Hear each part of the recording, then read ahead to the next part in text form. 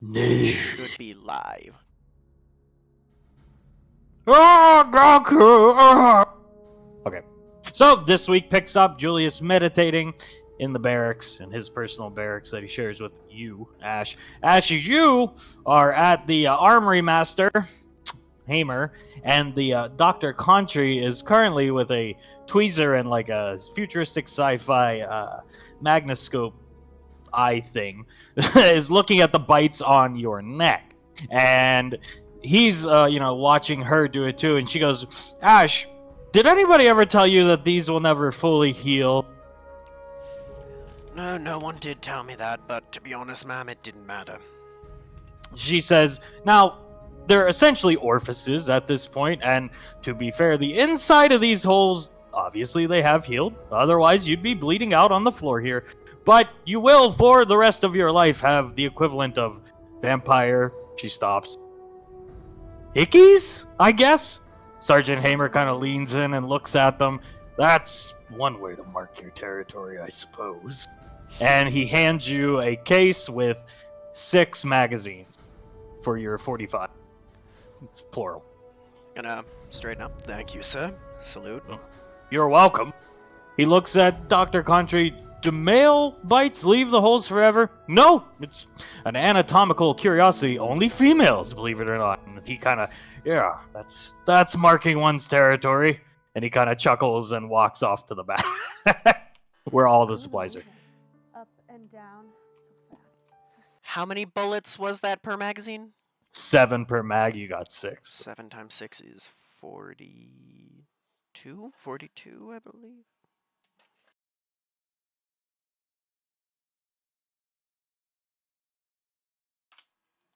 Thank you. Yeah, you're right. I totally didn't have to pull up a calculator to make sure. Okay, so she says, well, Ash, as long as you don't mind, we can do reconstructive surgery and cover them up if you want. I'll think about that. I never really thought about getting rid of scars. Okay, your choice. Either way, just let me know. And she walks into her office. In the meantime, Julia is still meditating. Your wrist computer pops up, and it's this guy here. He's in the mess hall, and hey, Ash, there's something for you here in the mess hall. Package. Okay. He's gonna make his way there and take a look down at the package. This guy's name is Rob. Rob. Or Robert, whatever you prefer. You would know all their names. What do we have here, Rob? Not sure. It's small package. He just has it in his hand. Here you go. It was sitting here on the table. I saw it this morning when I came in to eat my breakfast, and I grabbed it for you. Didn't want anybody taking it. Appreciate it, thank you. Alright, well, let's see. It can't be unsafe if it's here, right? Correct. He's gonna open it. Inside. I'll have to look at fire and 2 shotgun shells. 2 Dragon's Breath shotgun shells. They deal 48 fire damage, range of 50-100. And he kind of steps back when he sees them. And, whoa!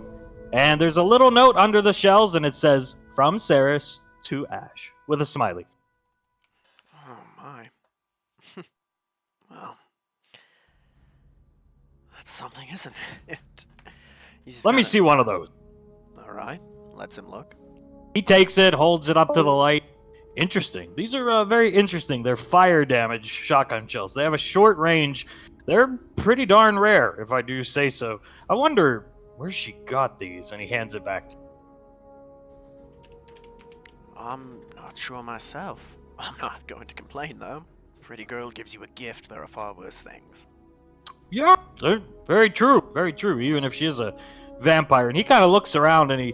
You know, I haven't seen Saris here in a couple days, come to think of it. You're right. I kind of wondering that myself. I hope she's alright. Normally, she's always, high energy, giddy, pretty hard to miss. I haven't seen her. I get up in the mornings early. I'm on first watch, and usually she's chilling out here in the barracks when I'm getting ready to go eating my breakfast.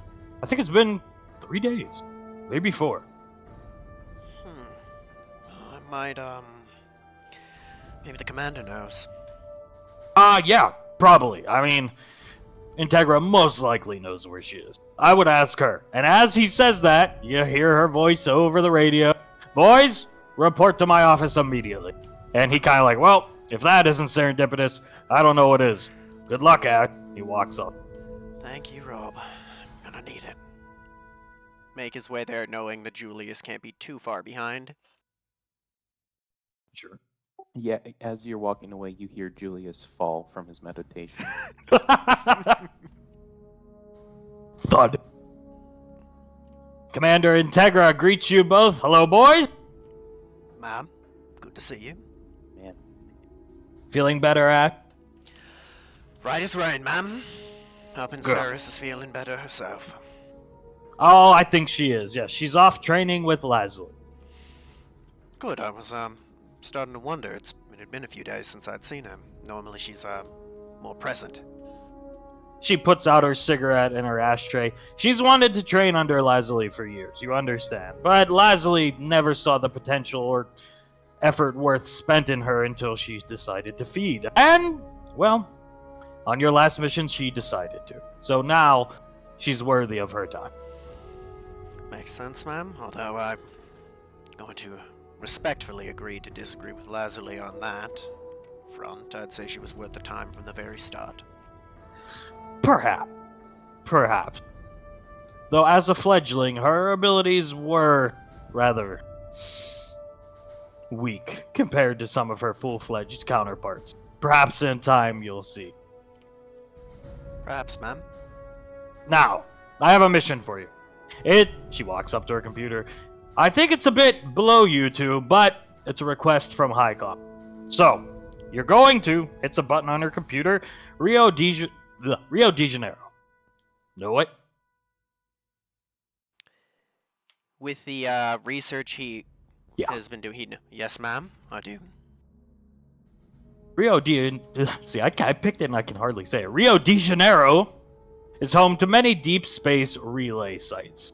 Now, layman's terms, broadcast signals from Earth go out into deep space. Are you following? Yes. They go out into deep space and they hit other relay stations so they can be broadcast throughout the galaxy, throughout EarthGov emplacements, colonies, space stations, so on and so forth. 4 hours ago, a relay station went dark. This is not an uncommon occurrence. Highly sophisticated technology, very few people trained to fix it on demand.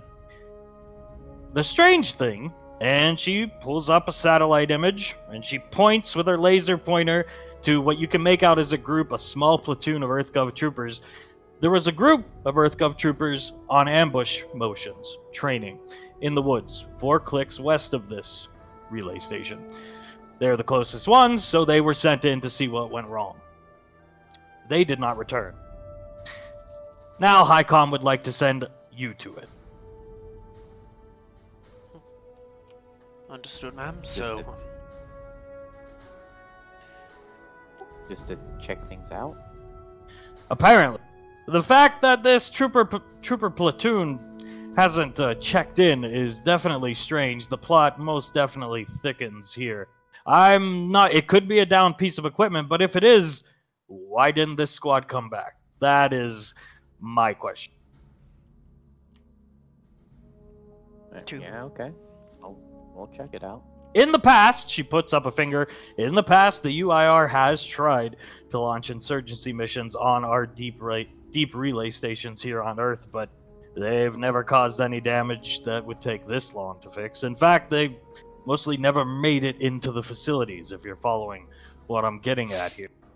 Pretty much failed right from the get-go. That's my only theory I have. UIR insurgency group. These facilities are not guarded by EarthGov troopers. They're owned by EarthGov, but they are run by civilians, scientists, and engineers.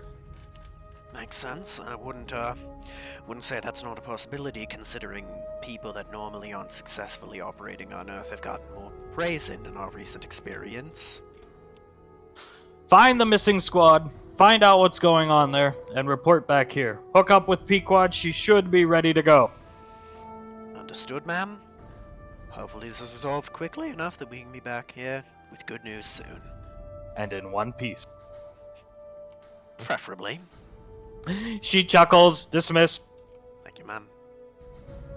Pequod is out on the helipad talking to another EarthGov trooper while the sentry bot is finishing filling her vertibird. Good to see you, Pequod.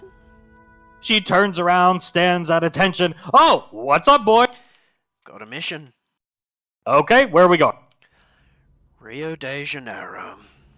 This guy kind of walks up. It's pretty damn hot there. Trust me. Good to know. Oh, well, all right. I'll get the coordinates. 1 second. She looks at her wrist computer. Deep Space Relay Station, huh? Sounds boring. 1 second. You guys can board. I'll be right in. Alright. God's hoping it is boring. Who Ash- gets shotgun as she walks? Ash, you mind if I grab shotgun, Julius? Fine. Thank you. Good to see you're in a good mood today. As he's getting into the vertibird. Oh, you're in a great mood, Mr. Vampire Girlfriend. As I've said, worse things, aye? So Pequod comes. Oh, go ahead. Oh, I already said it. Go ahead. Okay. So Pequod comes back on the vertibird with a box. She gets in the pilot seat, sets the box down. Ash, do you mind if you set this on your lap? No, not at all. Don't open. Okay. So you take off, and you're flying on your way there. About 20 minutes into the trip, Pequod says, "You know what, Ash? You should try this." Try what? This! And she flicks a switch, and her stick that she controls the vertibird with goes stiff, and all the buttons on your side light up. And now you're piloting the vertibird. She just kicks back and looks at you in her seat. What do I do? You keep the stick steady. He's gonna grab the stick and try and hold it steady. Takes a lot more forearm strength than you'd think. Okay. Alright. He's gonna try his damnedest not to fuck up. She looks back at Julius brooding in the back of the cabin of the vertibird. Push the red button on top of the stick, Ash. Okay. Presses it. You hear gears grinding, and you see out of the corner of your windows the thrusters spinning. This is what we call full tilt down. Get ready, and you go into a full nosedive down, and you're over the ocean. You're going down, down, down, down. How do I pull this up? Pull up on the stick, pull it Alright. back towards your crotch, Pulls it back. and you just up. You weren't that close to the water because you are very high up. This thing is rated for space travel, so it can go very high up. Kind of the point of it getting around the globe in under 3 hours. Anyway, see, you're a natural. Alright. Okay. That's not too bad. She flicks a switch. I'll put it on autopilot, and I'll take over, and her stick loosens up. But that was pretty fun, and she starts laughing at me. It was. I swear I've done Julie. something similar. Julius is in the back with another set of seatbelts on, with his hand like on the roof for leverage. Pequod, Yes. I was wondering if I could ask you something. Sure. What kind of things does Ceres like? Well, what do you mean? Like flowers? You know she can't eat human food, right? As she cracks open a... I understand that, but I wanted to get her a gift, so I wanted to know what types of you know her. You've known her for longer than I have. Do you know anything she likes? Roses, Roses. scented candles, I think lavender, she said, and rainfall candles. Scented rainfall. Okay. I think she likes dresses too. She likes to dress up, or she did. The dress I wore on that mission you guys made me play the delegate was actually from her. And I think she likes mascara and eyeliner. She likes those because if you look, she always does her eyeliner and mascara herself. Though she might not have to now that she's all red and creepy. Well, I don't know the first thing about makeup, but roses and candles I can figure out. Thank you. I'll have to try and find a place where I can get my hands on those once we're done with the mission. I appreciate it very much. Pulls up her wrist computer. You could just order them off the eNet. You know, Or we can make a stop somewhere. And she kind of glares at you. I mean, if you'd prefer not to, I don't mind, but if you are fine with that, I wouldn't be opposed. She does not respond, but she laughs. And she kicks the Verdi into high gear. And in less than 13 minutes, you are at your mission site. She sets down in the woods, about a click away from this relay station. And boom, here you are. She takes the box from you and starts opening it. And inside is a mini grill. And she sets it up, puts it out, turns the little electric grill on, and she puts a couple slices of fish on it. Well, she kicks out a lawn chair. I'll be here, grilling fish. This mission seems boring. She sits back in the chair. Have fun. She closes her eyes and points to the wood line here. Up here. You can take the wood line path to the living quarters, which is before the relay station, where all these civilians seem to live, or you can just follow the path straight away to the relay station. Your choice. Given the possibility that there is, given the possibility that there may be a hostile presence, I think gathering any extra intel would be valuable. I say we go to the living quarters first. What do you think, Julius? Whatever you say, boss man. If you want to talk to people, be my guest. Alright. We're not sure of what's here, Pequod, so if you think you're in danger at any point, get in the vertibird and head out, alright? She kicks off her boots, leans back in the chair again, and stretches. If you find anything abnormal, radio me. She falls asleep with her grilling fish on the grill. Very well. Alright, Julius, let's get to work. Starts heading north. Okay. Before Julius heads out, he flips the fish for her and just says, "There's nothing wrong with being red and creepy." She's deep in sleep. That fish is gonna burn before we even make it to the living quarters, isn't it? Oh, most definitely. What do you want to bet it's still on the grill when we get back? 20 credits. I'll take that, let's go. So you go through the tree line. Think, think any kind of like lush forest area. Wouldn't be Pacific Northwest, but something akin to it, even in Brazil. And you're walking through. You don't have to roll anything. You hear no birds, no sound of animals or anything like that. Something ain't right. We're likely to get jumped, be careful. Put you up here. And it's not a far walk to the living quarters. And you make it. Boom.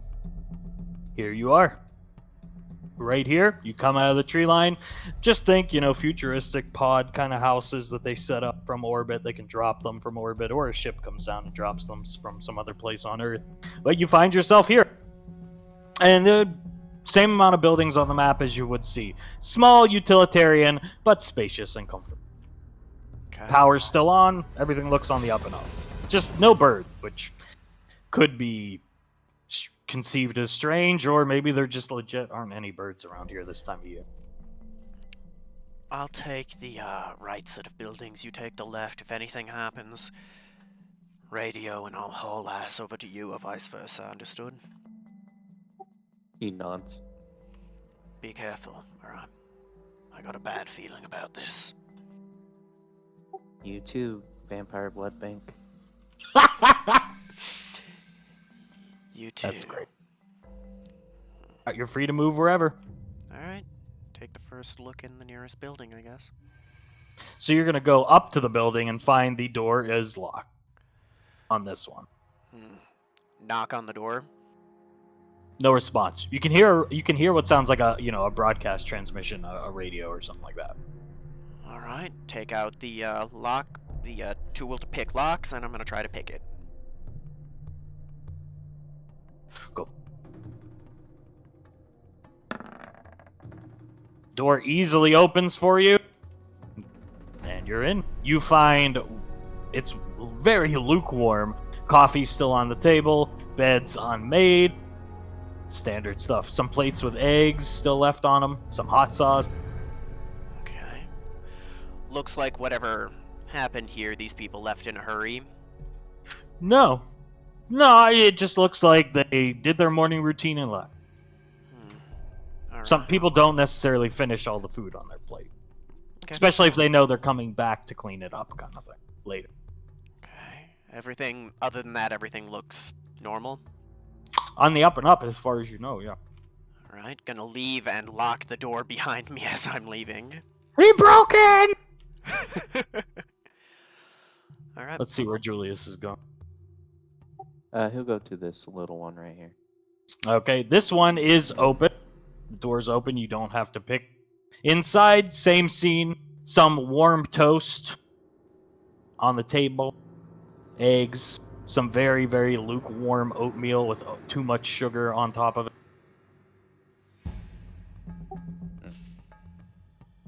All right. No, nothing out of place. Nothing that looks like it's been. I don't know how to say it. Knocked around. Nope. All right, he'll head out. Where's Ash going? Next building on his list, which would be here. Peeks inside, or tries to. Door is open to you. Looks inside. Looks like equipment that definitely is above your pay grade, telescopic devices, signal devices, stuff like that. It looks broke. Like this is where they throw the equipment that's worn out or busted, stuff like that. Makes sense. Just in there, nothing crazy though. Nope. Julia? Alright. Go into this one. Sure. Door is right here. This square, exactly. Could you ping again? I didn't see it. Right there. Unlocked? Yeah, you just have to like put your hand on the button on the side at the side of the door, and it'll slide left or right. Yeah, he'll do it. He'll open it. And falling out of the door is an EarthGov trooper, and he is decapitated. So he literally falls onto you, almost as if his body was like pushed up against the door. No head, no helmet. The head is on the floor. You can visibly see it, but his chest and the rest of his body just right onto you. Wow! Ash will hear that. Oh god. Ash Oh, is this is a lot. hearing that, he's gonna haul over. What's going on? Oh. Now, you were given intel about the platoon that was doing ambush training and maneuvers in the area, and you were given their name, the platoon's name, ID, and stuff like that, and you can tell they're from that platoon. Alright. I think that confirms my suspicions. He's going to gently pick up the helmet, and he knows that a lot of EarthGov helmets have cameras built in. Yes. He's gonna try and pull the footage off the helmet. Go ahead. Alright, what should I roll for that? Whatever is your best. Okay. Guess perception, I guess. Sure.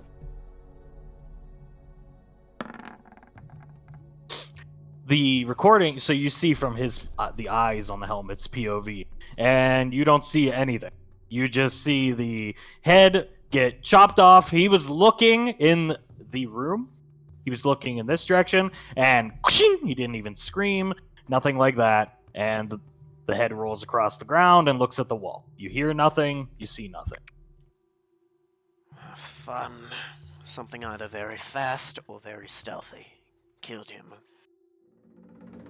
I'm assuming it's a clean cut. no jagged chops at it. Yeah, it's clean. Could even be perceived as maybe even fused, like cauterized, like a high frequency blade or a energy sword or something like that. Yeah. Alright. So Beam saber. either we're looking at a cyber ninja or some kind of beast with energy claws that's super quiet and fast.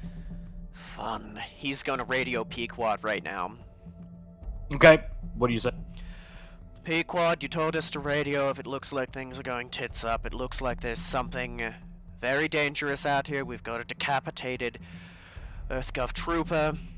Be careful. Probably best to get on the Verdi and not be on the ground right now. You hear. Alright. He's gonna put his lips towards where the microphone on his thing is and blow into his mic. You hear. Jesus! Sorry. I'm letting you know. There's something dangerous down here. We've got an EarthGov trooper decapitated. Decapa what? Head taken off. I'm getting back in the vertebrate. And you hear her ruffling and rummaging, grabbing her grill and getting back in the vertebrate. Good idea. Be careful. Don't want you to get hurt, alright? Roger, Dodger. Alright. Turns that off. You want to check the rest of the houses, see if we can find anything else? Sure. You alright? You're looking a bit paler than usual. Oh, I'm fine. As he walks over to this corner and throws up behind it. Sounds about right. Moves over to his house. Actually, he's gonna stick with Julius at this point. Because he doesn't want to be alone against whatever's possibly there. Okay. Alright, so we'll go into this one.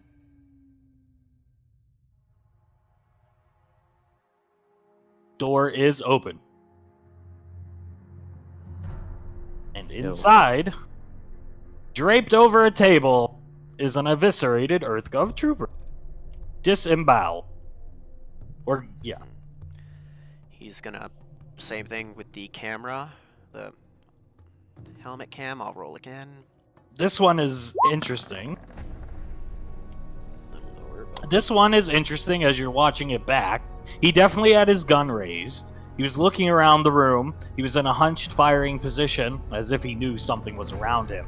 And he got lifted off his feet, you can surmise, and eviscerated from behind. His spine is cut. And then whatever killed him flipped him over and... Same cauterized wounds. These look a little more... These are definitely jagged. These ones. So we might be dealing with two different things or one thing with two weapons. Right. I know there are magical ways to turn invisible, so that's an option. But... at very least, we're either dealing with something playing with advanced tech or high-level magic. Keep your guard up, alright? Let's move to the next one.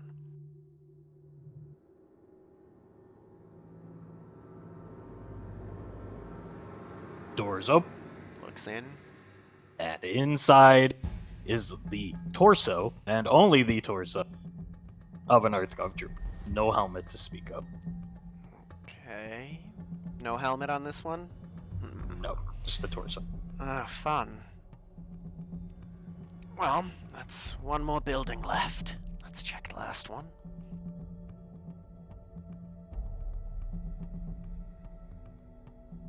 Door open, and you find another blood bag. You find an arm. Just an arm. Fun. Yes, still grasping at its Lancer assault rifle. He's gonna take a look at the Lancer and see if it looks like it's been fired. Like It has not. There's no shell casings on the ground. Ejection port's clean. Whatever killed them hard and fast. Alright, let's get to the relay station. Be on your guard. Be careful. Whatever this is, we don't want to fuck with it or them. Yeah, yeah. So you can head up this direction. You'll make your way following the path. And you find yourself here at the relay station. The gate is locked, and you notice the gate is electrified. Even though civilians operate these things, the UIR has tried and failed in the past, and so they do have security measures in place. Just security measures that just long enough for an Earthgov platoon to get here and wipe out any would-be insurgents or anything like that. Okay. Nothing heavy, no heavy turrets, nothing like that. At least you don't see any. But I'm gonna walk up to the gate and see if there's something he can pick to get inside. There, anything he can try to use the lockpicks on? no, but you can see through the gate. It's like a barred gate. You can see through the gate. There looks like there's a terminal on the other side. Though it is electrified, and so is the top barbed wire. So perhaps you can give a boost to one another over the fence if you'd like to try that. Alright, I think that's our only option, Julius. You wanna try? I think you're stronger. You want me to boost you over? Alright. Let's see what we've got. And he's gonna try and boost Julius over. Just double athletics, one from each. One from each? Gotcha. Yeah. So Julius, you're gonna put your hand down and like they do in the TV shows. Julius is gonna run at you, and you're gonna kind of. We'll see what Julius can. Oh, My roll 20 is being odd.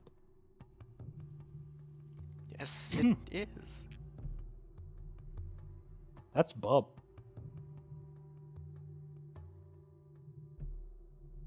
Okay, well, we'll take the 16 and just put you over the fence, so you and roll and backflip over the fence. You're training with Lazuli paying off, and now you're inside the facility.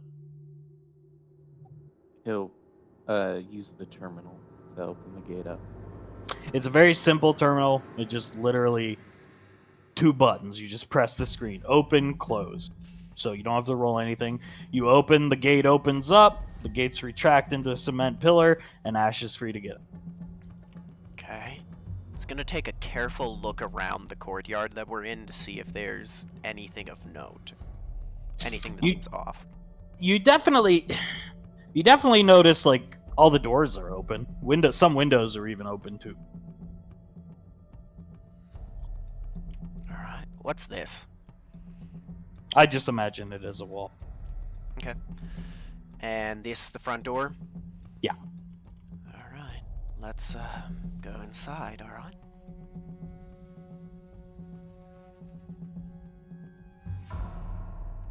Doors open to you, so you don't have to roll anything, nothing like that. You open the door, and there is what's left of 2 EarthGov troopers. Look like they died trying to defend the door. The door is closed to the room in here, but looks like they were making their proverbial last stand at the door. Perhaps trying to protect whatever was in that room, or that's just where they got caught.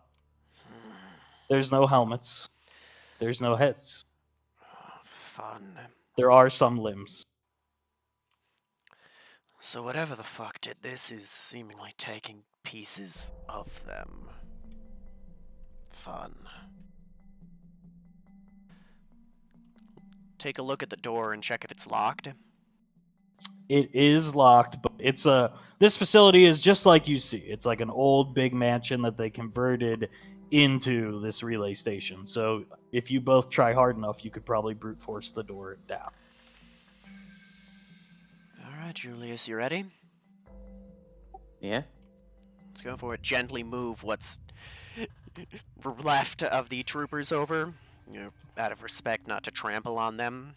And Double strength.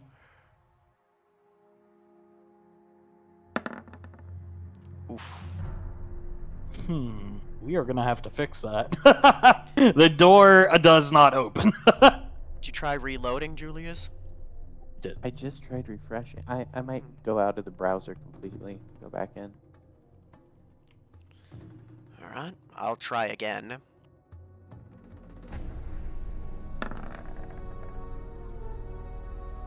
You ever see when people push so hard on something and it gives way and you just like end up accidentally busting through? Yeah. You do that. Bust through to a massacre of dead civilians.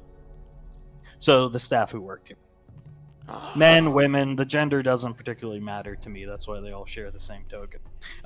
Massacred in rather brutal way. Oh, shite. Some cut in half, no equipment on them that you can watch a recording. They're civilians. So they were guarding the people in here over from what the fuck was out there. I know what caused Julius's problem. Huh? I imported Julius Rainfall from Squad Sigma earlier today to look at something. Because I can't see your character sheets in the vault. I have to put them in a game to actually see them, which is rather redundant, if I do say so myself on Roll20's part. But I deleted the one, and now your rolls are fine. So that had to be what it was. Okay, go ahead. These guys are brutalized in much the same way as the troopers, where it looks like bits have been taken. No. Just eviscerated. One, their head just smashed in. And I wouldn't necessarily say the EarthGov troopers' heads have been taken. It's just look like they were more or less cut off and thrown about in a fit of rage, perhaps. Okay. If they were to be taken, you'd see blood trails that indicate where they were taken to. You've never seen any blood trails. Makes sense. And I feel like a tracker would know that without having to roll anything. So Yeah. Okay. Looks around the room. Other than the massacre, is there any computers, anything of note in here? There are computers, but it's all only related to the relay station itself. And as I said, there are a few security cameras here or there outside the facility, but for the most part. Okay. Nothing that would be on them to say why the thing went down.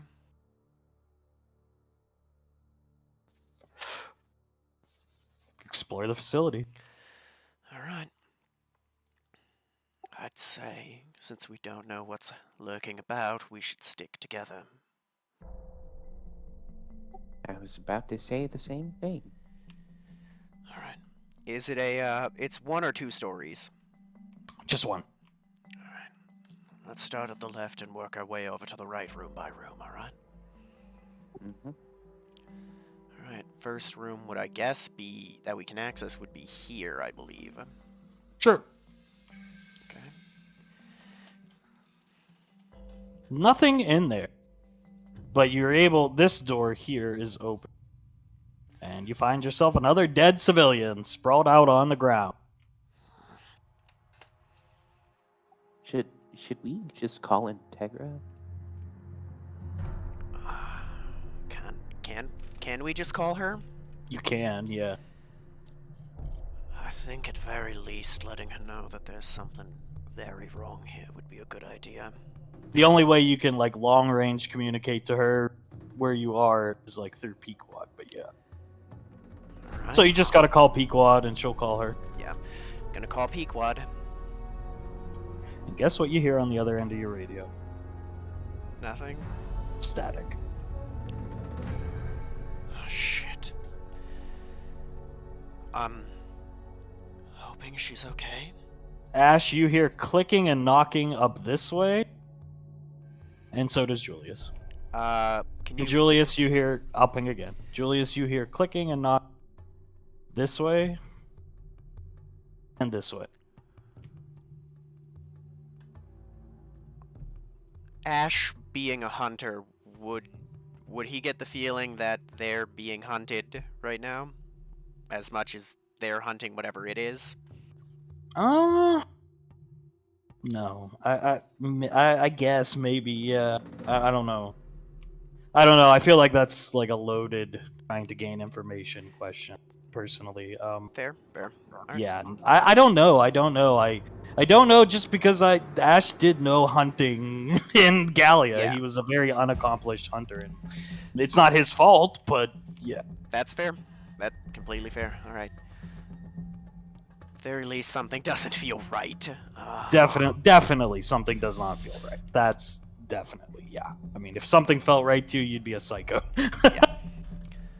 Alright. We know we're not alone here, so just be careful. Let's start moving down that way. We'll finish off here, and then we'll find Pequod, alright? He's gonna not say anything.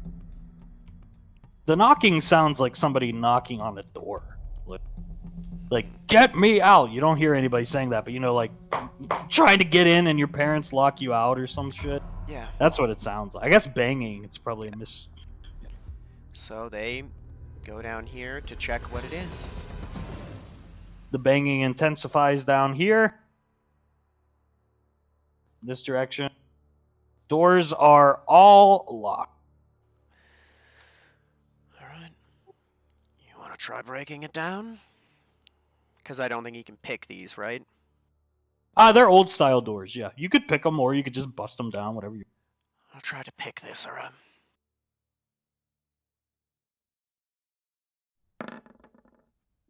Door open Look inside. to what's left of the mangled remains of... Scattered about and strewn a crushed EarthGov soldier's head and helmet, and a civilian. This is where the knocking was coming from? One of them, yeah. Oh, I feel like that was a trap, Ash. Yeah, we Sure. did. We're just a couple jackrabbits to what's ever doing this stuff. That was bait. Fuck. Carefully look around the room to see if I can see anything else in there. Gore. Alright. Let's be careful and make our way towards the other one. If we don't find anything, we'll get out of Dodge, get to the commander, get to Pequod, and let them know what's going on here, because this is something else. He's gonna nod. Carefully and slowly. I'll watch your 6, you watch mine.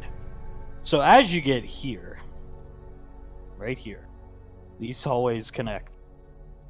I'm gonna put Julius ahead of you. You get here, wisdom saving from Act. Okay. And it's very high, so don't be surprised to fail. Yeah, I have advantage on these because... Well, actually, what kind of wisdom save is it? Is it against a charm or something like that? I would say just roll at advantage, because odds are you're not going to make it anyway. I'll take the 23. Set high intentionally. So Julius continues onwards, and Ash, you hear Pequod. You hear it. She sounds faint. She sounds distant, and she sounds injured, coming from out here somewhere. Now, just like you see on the map, there's like big bushes, rocks. It was an estate, and it's still kept up as an estate to this day. And Julius kind of keeps walking, assuming you're still behind him. But you hear Pequod. You hear her, and now Julius is here. You don't feel compelled, but she's saying, help, Ash! Ash! Julius, anybody! And Julius walks deeper down. He's gonna ear up to the radio. Julius? I hit Pequod outside. Does Julius hear anything? No. You schizophrenic or something? There isn't anything out there. Ash, you can see from around one of the bushes what looks like a black flight suit glove. I'm seeing what looks like one of her gloves, Julius. And when you say Julius, you hear static on the end of the radio from Julius. Oh shit. Now your helmet, the inside of your helmet, you can see out of it. It goes dark. So you have to take off your helmet if you want to see. He's gonna take the helmet off. When you hear poor Pequod again, indicating it's not coming from your radio because your helmet's off. Oh shit, what'd he do right here?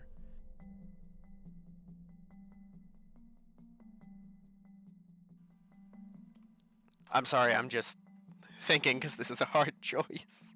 Do or die for Pequod, potentially. Take your time. Fuck. He's gonna raise his voice down the hall. I'm going out there to check. Hopefully Julius hears it and he's gonna open the door and look out. He hears it as he moves a little bit more down the hall. And you still hear Pequod. It sounds like she's coming from around here. Gonna walk out, pistols out, Yes. and try and get a good angle and see what's going on.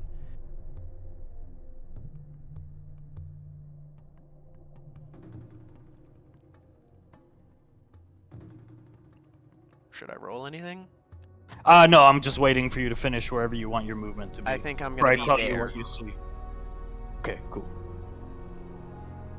Okay, so as you get there, Julius opens this door, and he's hearing, the knocking and stuff like that. And there's just another dead fucking, Earthgov platoon trooper lying there dead, just dismembered and dismantled. And we're still hearing Pequod. You see the glove on the ground? It looks like a black flight suit glove. It's just a glove from an Earthgov trooper. They look relatively similar. It's just the glove. It's only the glove. And I don't believe in using the sound effects. I wish it was more reliable. But you feel a sharp pain in your gut, and you realize there's a scimitar stuck into your stomach. And revealing himself from cloak is about an 8.5-foot tall creature. And he lets out the classic predator roar. He removes the scimitar from your gut and throws you back into the building. Roll initiative. Okay.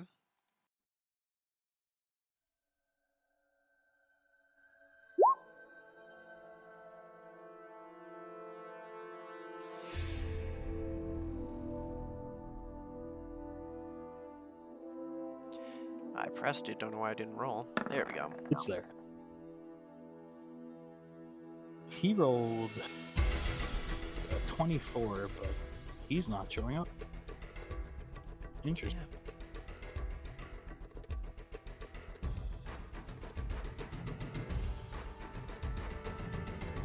We'll just put on top as bad Julie.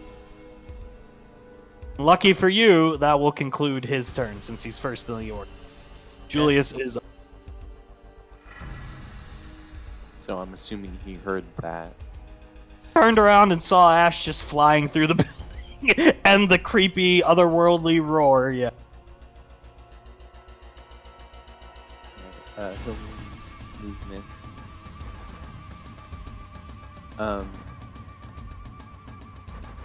Bonus action, shoot him with the nano gun. Go for it. Then Yep. I think action just 35 to get out in front of him for a dash. Okay. He sizes you up as you walk out. Ash, you're up. Whew, Jesus Christ, that hurts. Alright. Gets up, pistols out. 2 shots. One, I'm gonna have advantage for pay a grit for advantage on the first one. And I get that grit back. Do it again for the second one.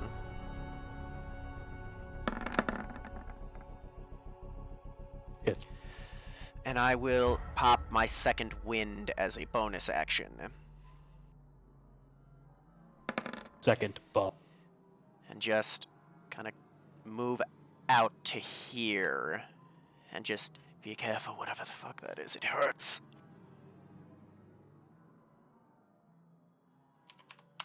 That'll be my turn. He runs to Julius. And as he's running by, he hits Julius in the gut with his knee. So a knee thrust to the gut. Read the description carefully. You see him shoot out 2 scimitars from each wrist.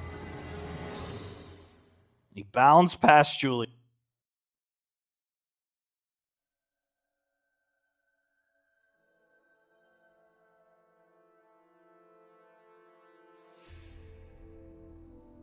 He's going to do that to Ash.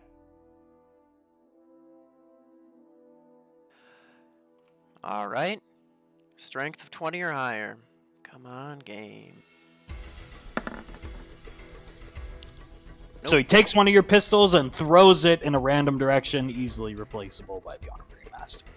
Nothing lost. Nothing. I mean, yeah, it's significant loss, but you can get one when you get back to the base. No worries. If you get back. Yeah. And that's the end of his term. And he's letting out the classic Predator roars. And he is covered and adorned in blood. No trophies. Blood. Just blood, guts, and gore.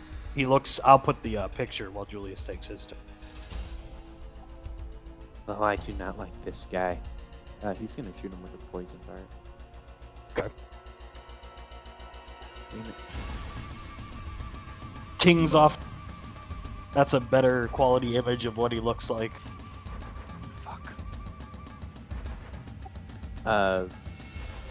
Bonus action light up his sight. Okay. And then that'll be his turn. All right. Let me see what I got here. Hold off on using those for now. Oh,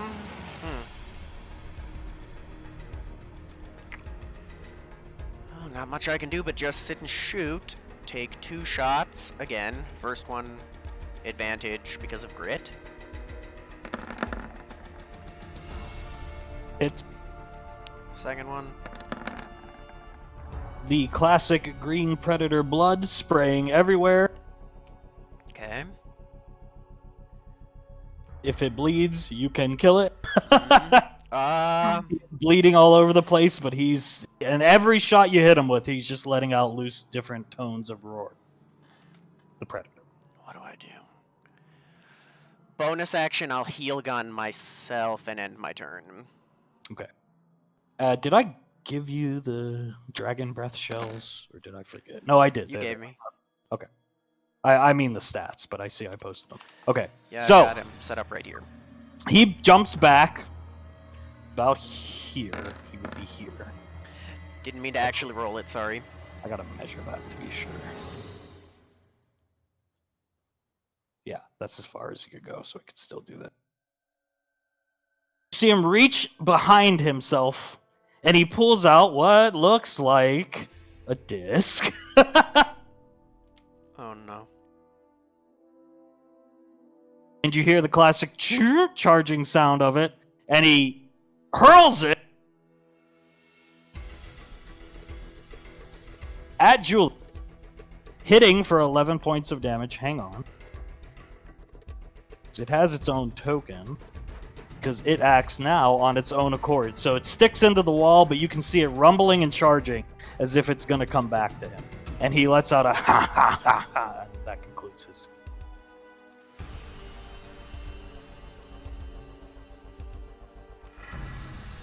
I'll handle Alright. toy, you handle big boy. That sounds like the worst plan you've ever made, but okay. Yeah. Run up, light up his feet.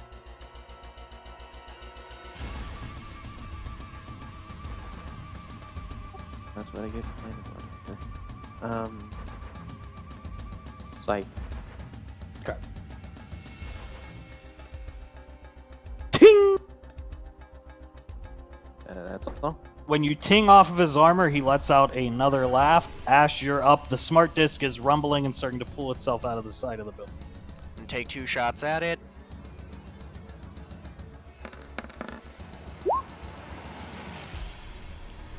One of them hit. Dings off of it, spinning it off its course, trying to return to him, making a wide arc this instead of going directly towards him. Action surge. One more shot at the disc. With advantage.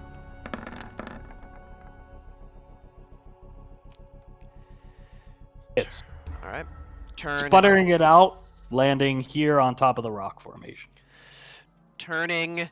Taking 1 shot at Big Boy.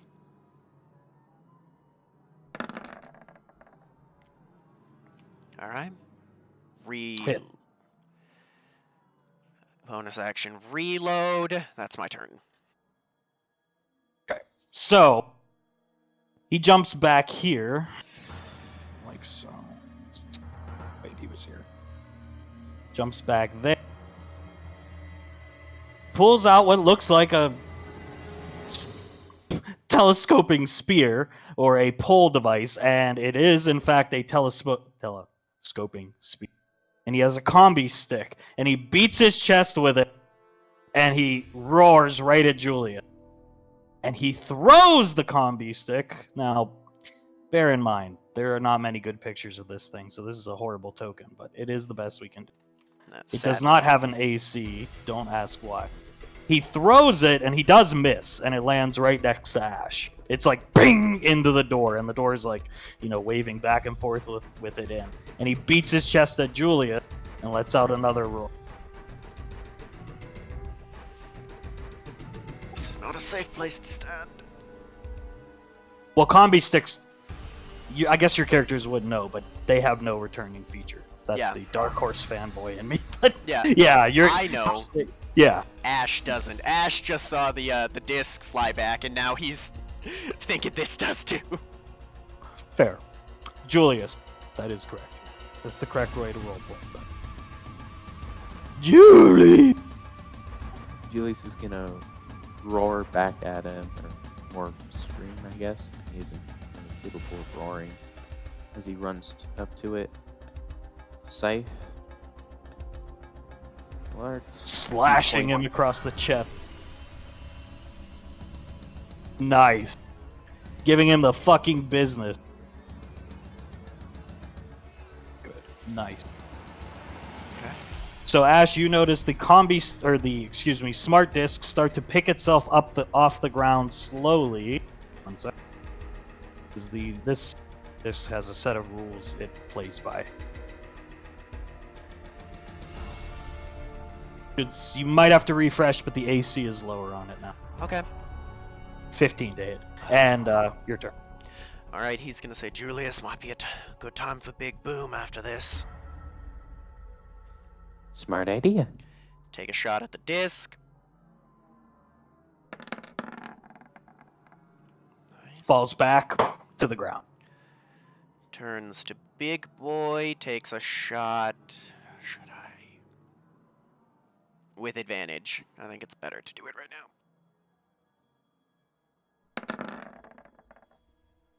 Didn't help, damn. Alright, that's my, wait. I only have the one gun, so... You're feeling okay on health? I think I'll end my turn after moving away from the combi stick. Because he would move away from it in that situation. Yes.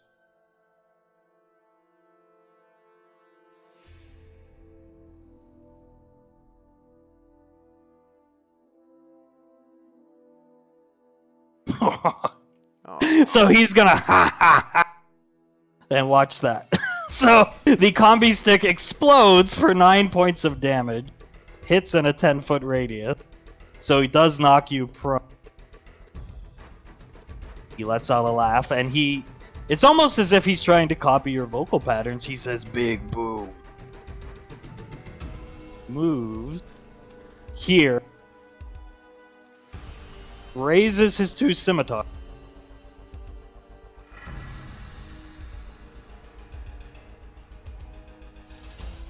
I think you'll be okay, Julius. I think.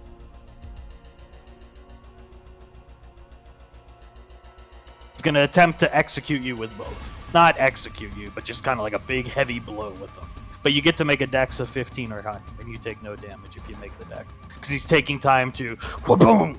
Oh, fuck. Okay, so he cross-slashes you with both of them for 16 points of damage, ending his turn. Oh, jeez. Yeah, Julius is just gonna sharp whistle, throw it up in the air, and take a step back. The explosive. I don't know how relevant it is to always this here, but I can see occasions where we'd like to have it on the map, so Yeah. I'm gonna always place it, but yeah. Big Boom.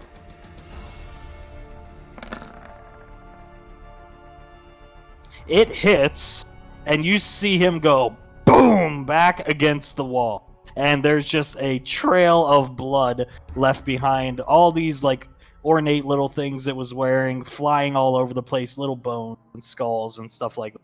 And he's down on the ground prone, but you see him clench his fists. Like dragging the dirt and earth beneath his fist, digging into the ground. Ash is kind of gonna chuckle back. Big boom indeed, motherfucker. He's prone. Boom. He's prone. Oh, He's prone. can I say something to Ash? Yeah. You know what, Ash? Right now, I think it's pretty good that you use those shells on this thing. My thoughts exactly. Alright. Is it He's prone.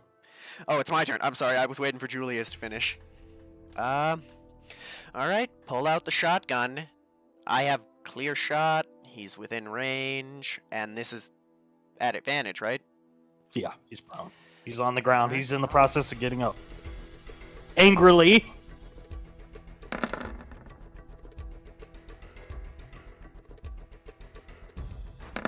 Dragon's Breath shotgun shells are actually real, though they're incredibly dangerous. But when you pull the trigger, you see a fireball, essentially, of shrapnel and fire go off and hit him, scorching the top of his head and upper body.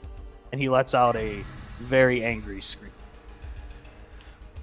Okay, swap back to the pistol. Bonus action, he's going to use another heal on Julius. And that's my turn.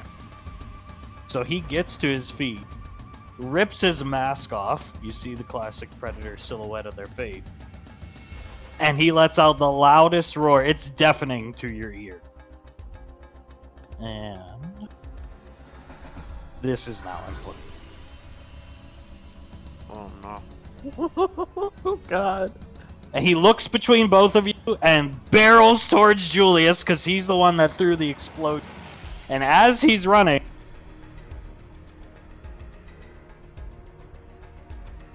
pulls out another combi stick and stabs Julius in the gut with it for 7 points of damage, ending his turn.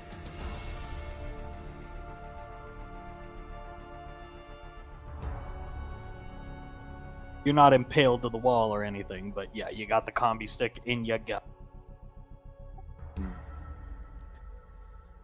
Alright. Scythe. Oh! Oh, God.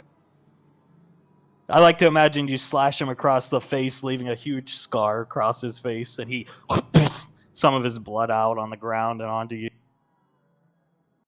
Yeah, and after this slash of the scythe, he plants it into the ground, jumps up, kicks him twice while spinning around the scythe. Nice. All right, Ash. Pistol out. Takes his 2 shots.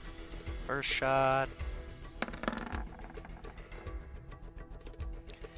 Nice. Second shot. Advantage on this one.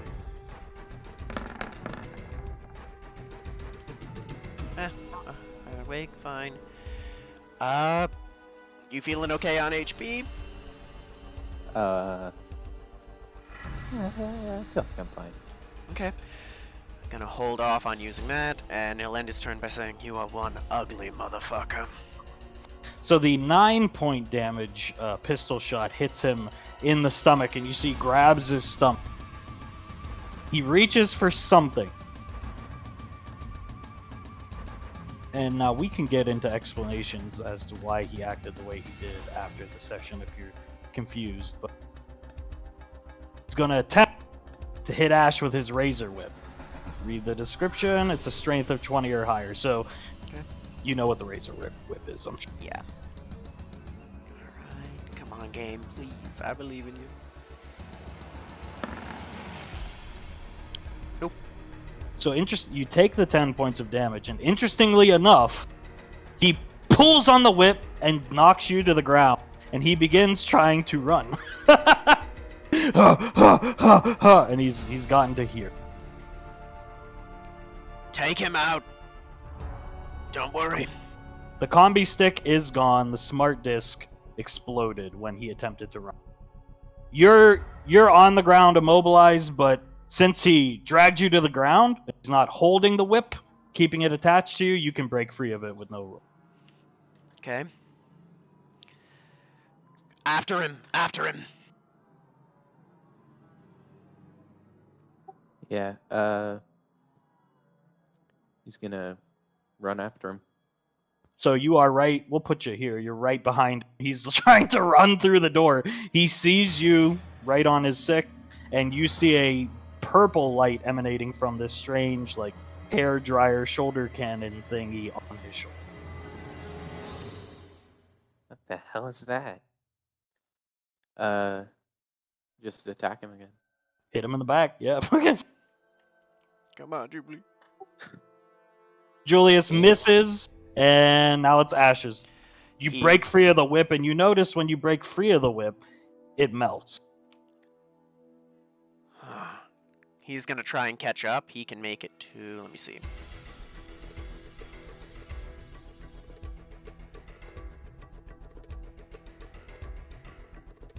Oh, he can make it to right, he can make it to here. Sure. Pistol, 2 shots. Oof. Second shot is gonna be with advantage.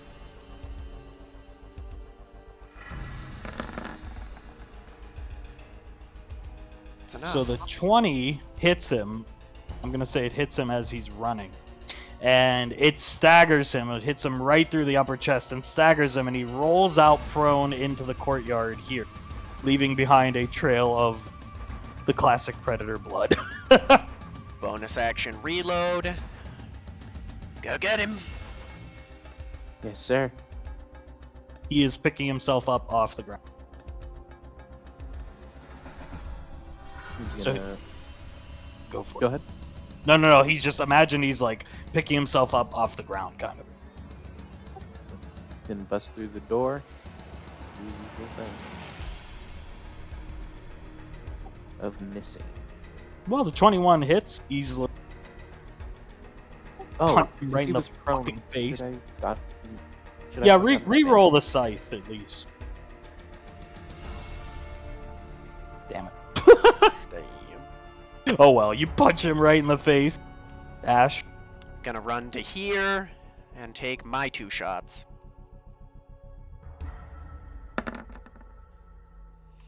Take that. So the second one stops him from getting up. He's able to get to one knee, so he's like on one knee, looking up at you.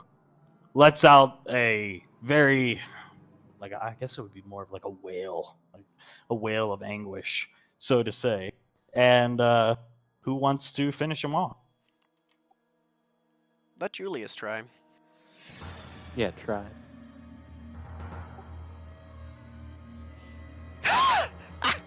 So, you swing the scythe up, and you're coming down with as much force as half-elf possible, and the blade stops right at his neck, and you feel an intense pressure on both your wrists.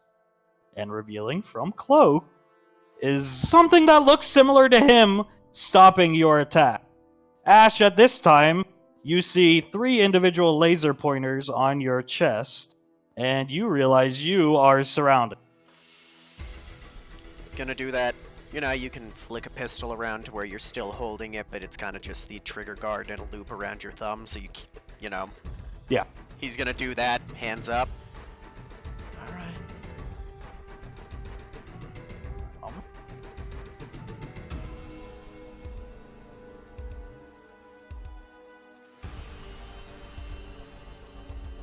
This here. Back on the right layer. Thank goodness. Gracious. So, they've revealed themselves from Cloak. They are looking at you. This one here releases his hands on Julius. Walks up. Reaches behind him. Pulls out what looks like a handle. Pushes a button, and it's a telescoping sword, and it looks otherworldly. You've seen nothing like it. And he whoosh, and decapitates him, and his head rolls right here in between these predators. These ones come over. They leave Ash alone. They're not openly hostile towards you. They were just blocking you.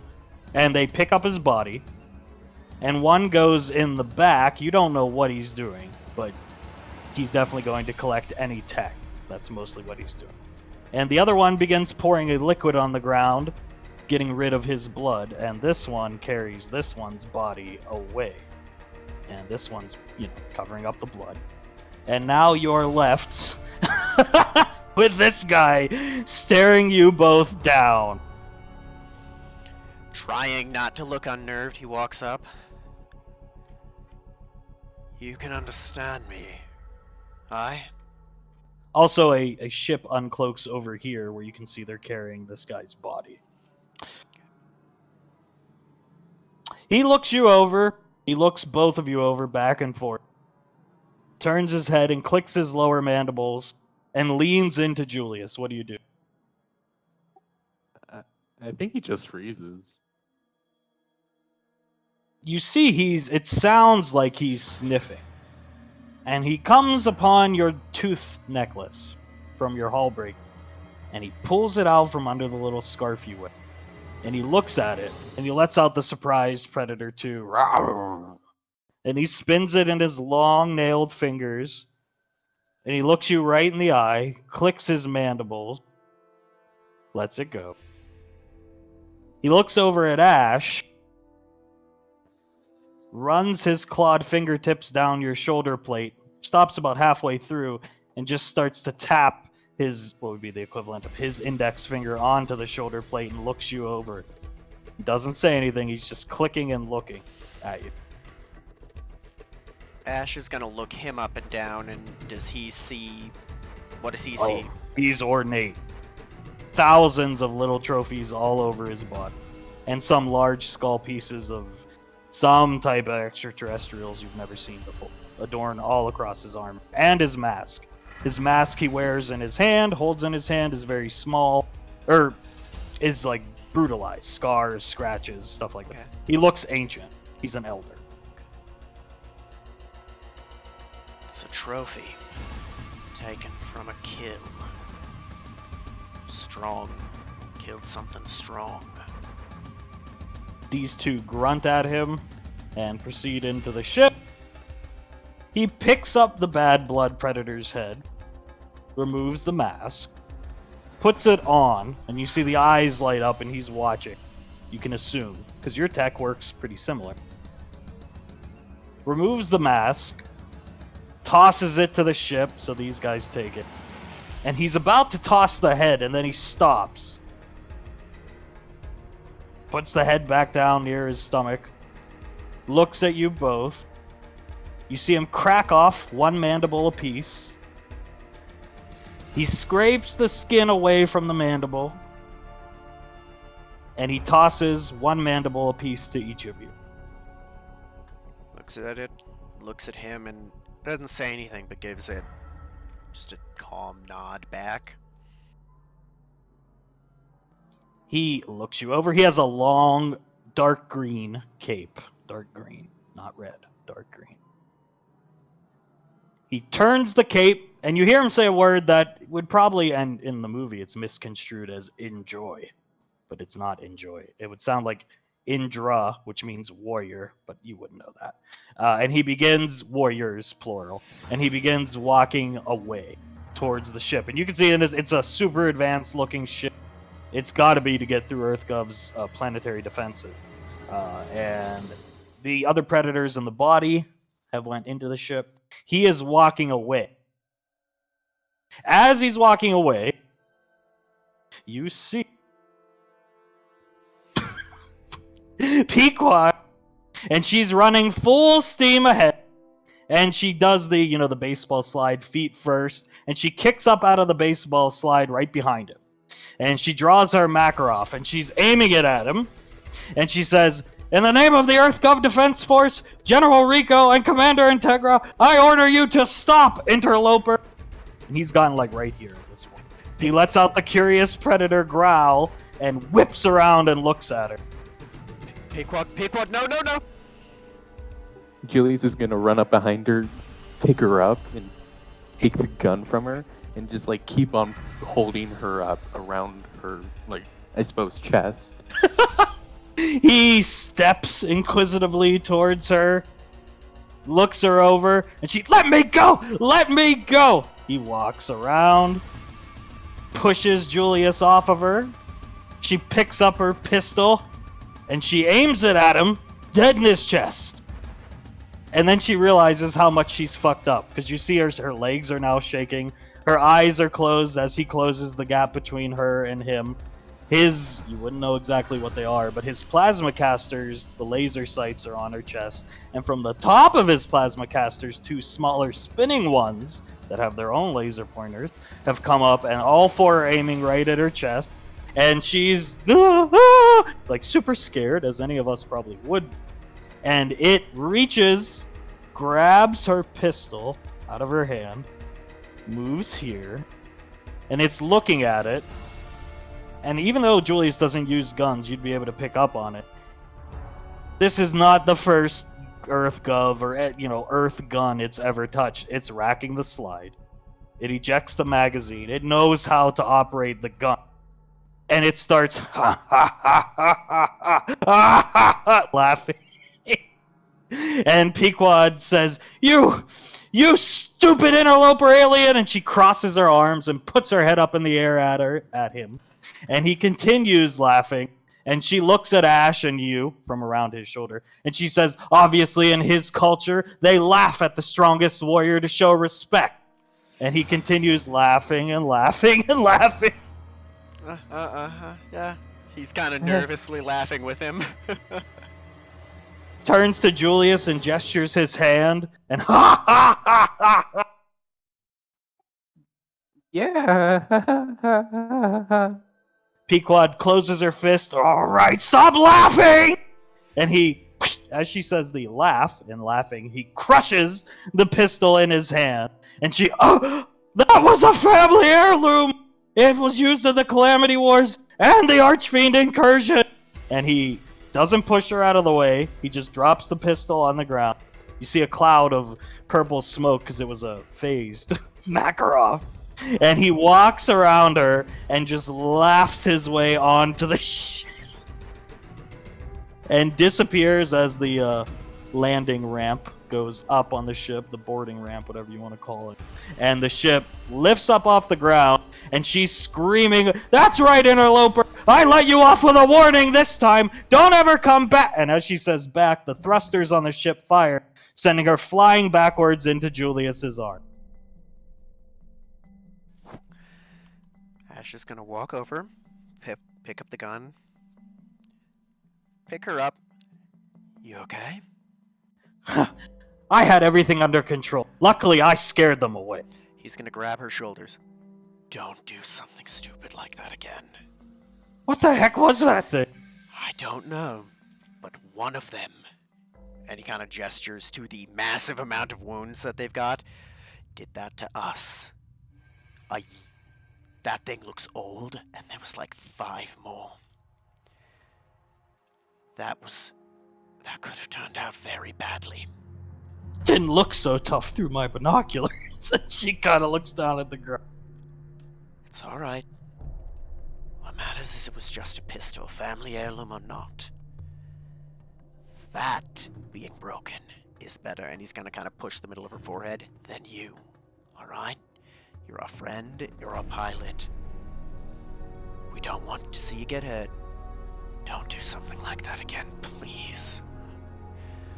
I'll agree to your request if you figure out a way to fix that. And she points at the pistol.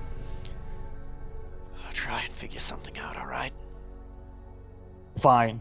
I had the situation under control. She's still in Julius's arm. Julius, carry me back to the vertebrate. And she jumps into the rest, like legs off the ground. Sam. Julius immediately blushes and looks away. Yeah, sure. Yeah, cool. As the strongest warrior on the planet, indicated by his laughter. Alright. Well, while Loverboy and the strongest warrior on the planet get going, I'm gonna go back and get my helmet real quick. I'll catch you up. You go grab. It's there for you. You guys make your way back to the Verde, and you're on your way back to base. Gonna see if I can affix the mandible he was given on the bottom right of his mask to kind of look like it's jutting the way it was from the Predator's face. Sure. And Julius, whatever you do with yours, just put it on your character sheet. I don't know if you have an idea as to what you want to do with it, but Yeah, I have an idea. what do you want to do? Affix the mandible to his glove, so it looks like it's jutting out, but it won't add any extra damage or anything. That's a cool idea, too. Okay, cool. You get back on the vertebrate. Pequod is quiet on the way back. Whoever's sitting up in shotgun notices she keeps looking down at the crushed Makarov, longingly and sadly.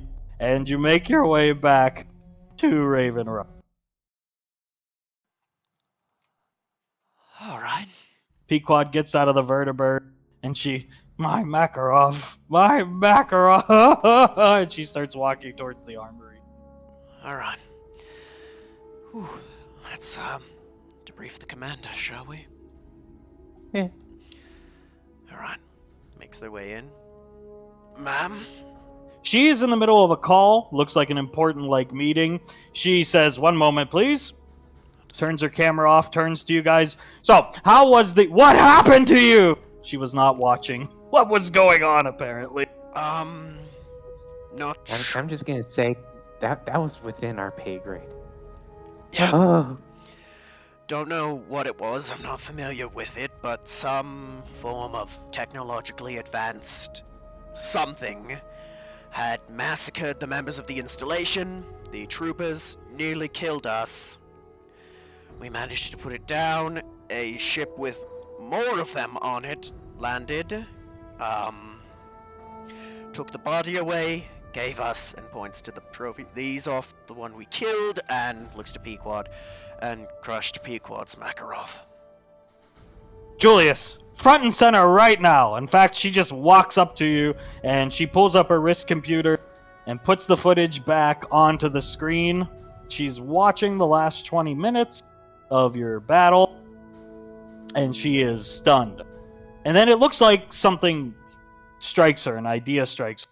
It's them. I think I've heard about them. 1 moment. She goes to her computer, and Pequod is holding the Makarov, sobbing in front of that. I'm gonna put his hand on her shoulder. It's alright. I'm sure that EarthGov has people who can fix it. 1 moment.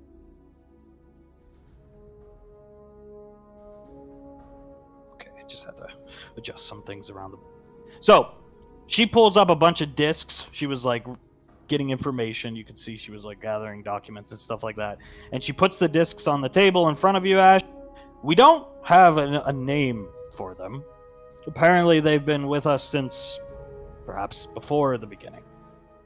They've periodically visited Earth.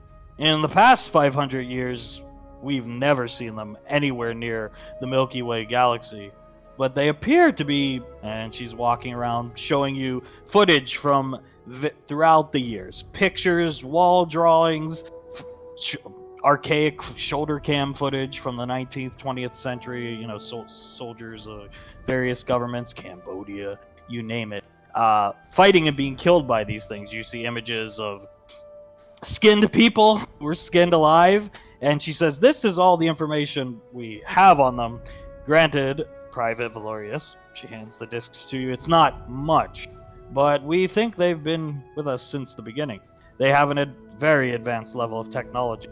For a ship to get through EarthGov's defense system, it has to be horrifyingly advanced." And then she realizes how high a level of a technology they must really have. They appear to be hunters, though this one was seeming to kill civilians and soldiers alike. Well, the one that came in, we had defeated the one that we had been fighting. It prevented Julius from dealing the killing blow and then killed it itself, ma'am. She's watching back on Julius's footage. "I see. Strange."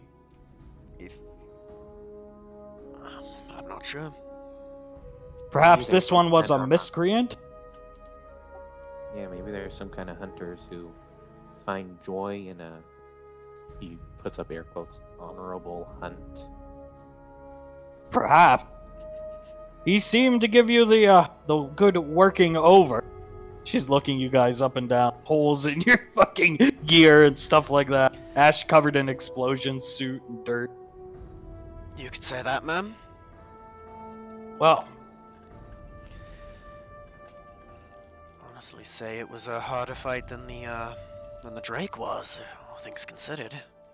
Pequod clenches her fist. Who cares about the Drake? My Makarov! And she slams her fist down onto the table.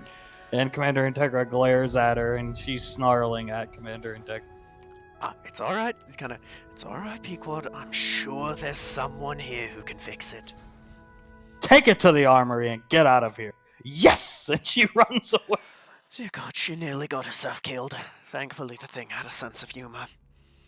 She's watching back the footage. It appears to be laughing at her.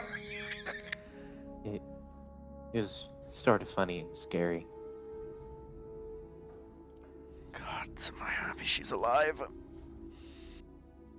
Well, I want you two to both see the doctor before you go see Lazuli.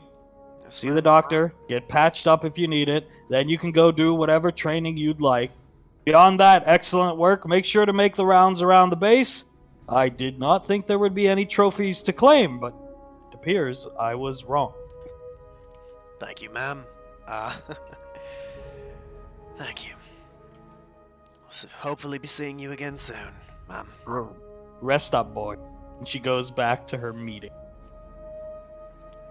Alright, man, let's go. He's gonna wait until her back is turned and he's actually gonna salute her for once. She does not notice. This time. Hey, Julius, do you know how to order things off the Enet? What the hell is an ENET? Yeah, he does not. Alright, maybe I'll ask Rob. He might know. Let's go say hi to the doctor first. Well, actually, let's see, the lieutenant, the, master. Let me make sure. Ash, I do not want to train while I have a giant hole in my stomach. Alright, let's see the doctor first. Lightweight. Vampire's Bloody Mary. Pretty much. The doctor is waiting to greet you as you come in. She looks you over and, got into a fight, yay? Yes, ma'am. Sit down. Yes, ma'am. You sit down. You won't need the tank. Don't worry about going in the tank. She pulls up an IV, runs an IV for both of you, lay down in the bed, and she puts what looks like a silk blanket that's moving over you guys, and it's nanotech. It's up to your neck so you can still see and stuff like that. Give me 1 hour like this and you'll be fine. Thank you, ma'am. And herewithal, this would be an easier mission. How did your heal darts go? How did they work? Performing admirably, I hope. I'd say Well, so. they saved our lives. She goes back into her office. You know, you should try this, and don't ask where I got it. And she comes out. It's called a regenerator grenade. And she sets it down in between, on a stand in between both of your beds. Again, you can still see and stuff like that. And it feels like the blanket that you're wearing feels like it's like vibrating. It would be like a massage almost. So it feels great. She sets the grenade down.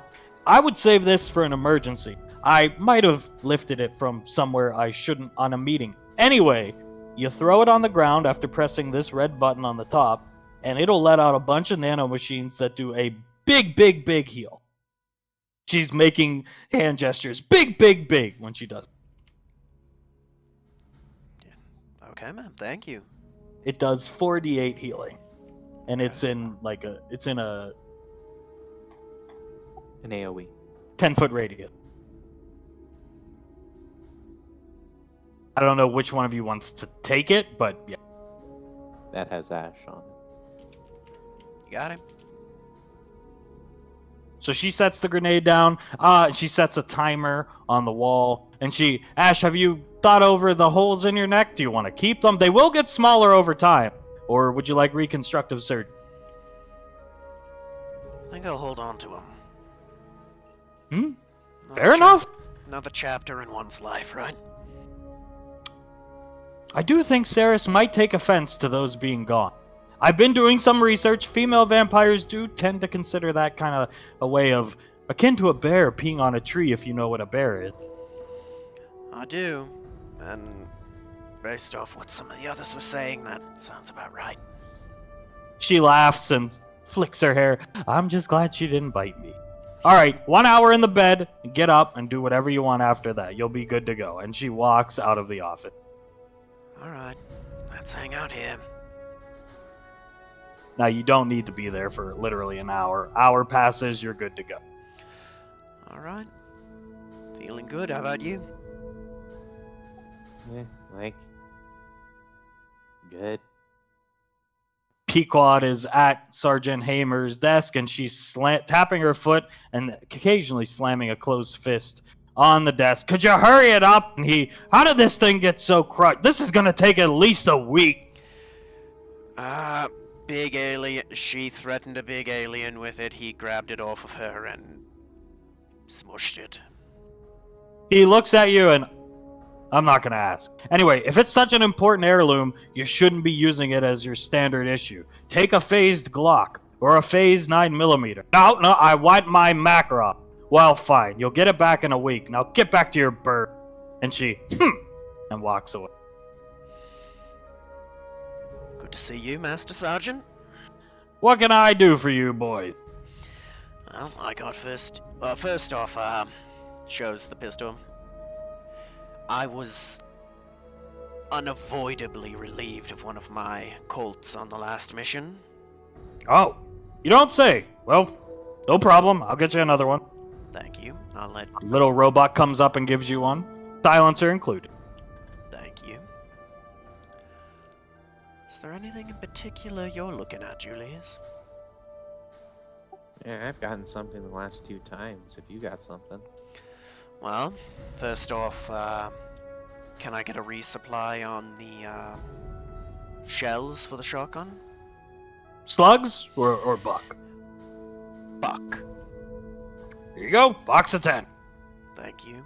And I've noticed that I'm kind of sparse on something I can use if I'm out of bullets or can't shoot. Is there any type of bladed weapon that I may be able to get access to? Depends on what you're comfortable with. If you don't know what you're doing with a blade, you can get hurt, same as a handgun. Or any firearm. Understood. Thinking about what he'd have proficiency with. How about... You see him go up. He doesn't say anything, but you see him go up, and he's typing on a computer. What about... I'll take your suggestion, but from what little I know about you, what about... He opens a box, and inside is a Ripper from Fallout. Wow. May I? Sure, pick it up. Feel the weight. Picks it up. Feels pretty good to him. You pull the trigger, and those blades act like a chainsaw. Pull it. Alright, pulls it. And they're just like the Ripper in Fallout. And even gas kicks out of the side. It's definitely an old school style weapon. Saw a lot of use during the Calamity Wars, but they're reliable. Trust me. They were made to give out to troops that weren't, all that proficient with a knife or a sword. Kind of the middle ground for those of us who prefer firearms, and he points back to the shotgun on the back of his arm. Yes, it is. I quite like this. Simple and effective. Almost elegant in what it's meant to do. I think this will do quite nicely. All yours.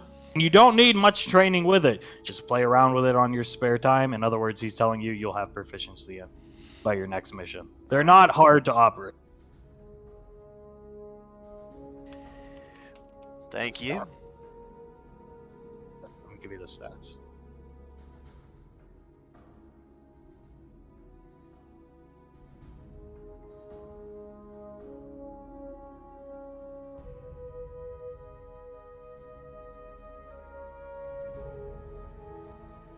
It's not working. Alright. I'll leave that half filled out. It's only letting me copy the first, like, 5 things. I hate Notepad. But anyway, it has a range of 5 feet. So it's a Ripper, does 5d4 damage. 5 This feet, though. one... Yep. It's a melee weapon. This one, for the modifier for the attack, would it be strength or dex? I'm gonna go with deck. It's supposed to be something that anybody who isn't all that great with knives can pick up and kind of, very utilitarian kind of weapons. Test. Slashing, I'd assume? Yeah, we could say slashing. I never made an official damage type because is it slashing or bludgeoning or like what exactly Grinding. is it? Grinding? Yeah, what exactly is a chainsaw? I'm not sure. That's a good question. Piercing? Like I don't fucking know. Like A little bit of all three, I guess. it really is because they're designed to go through power armor in the Fallout lore, so it's got to be some mixture of all three. Alright. Well, thank you, Master Sergeant. Oh, no problem. Keep that thing close. And look, when you use it, you have to keep it clean. The insides have to be maintained. Very simple, rudimentary. From what I know about your background, if you can clean a Colt, you can clean that thing. But keep it clean. Okay. I'll add that to my, nightly cleaning regimen. Thank you. No problem. He goes back to typing on his computer. Alright, time to go say hi to, Lieutenant Maine, eh? Julius is still laughing at imagining Ash using a knife. Oh yeah, yeah, sure. Better with that than you'd think. Make their way up. Lieutenant, pleasure to see you. Hey, boys, how bulking up, are we? Like to say so, sir. Looks like This guy is not here, so you can get close. looks like trading with Lazuli has its perks. Oh, it's a good thing, because he kind of leans in. Word is you're juicing. What the hell? No, Why does sir. everyone think we're juicing? Well, you bulked up pretty quick, and to be honest, most people don't come back from training with her, so yeah. No frame of reference, I see. And juicing is kind of not legal unless you're a Spartan, if you know what they are. But anyway, what can I do? Wondering if you got anything new for us, sir? Sure, I've been analyzing your combat data, and I think I got some cool tricks up my sleeve for both of you. Roll 1d100. Go to Lazuli. Yeah. Okay. Ooh.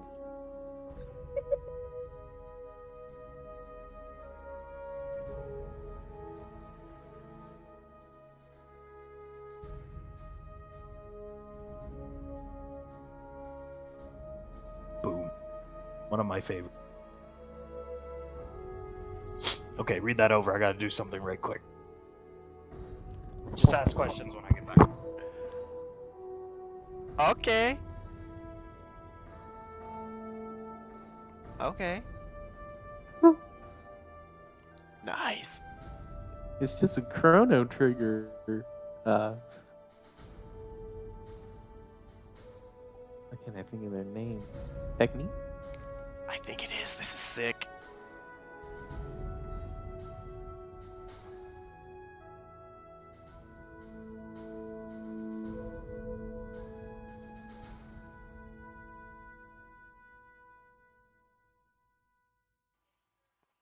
If it's not, it's close. Oh, that's sick.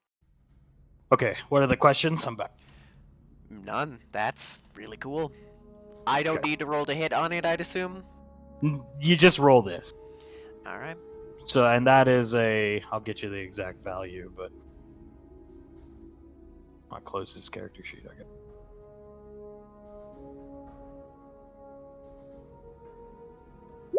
A 30 D4. Perfect. That does empty both of your guns. It's only usable with your pistols, and it empties both of your pistols, so. Okay.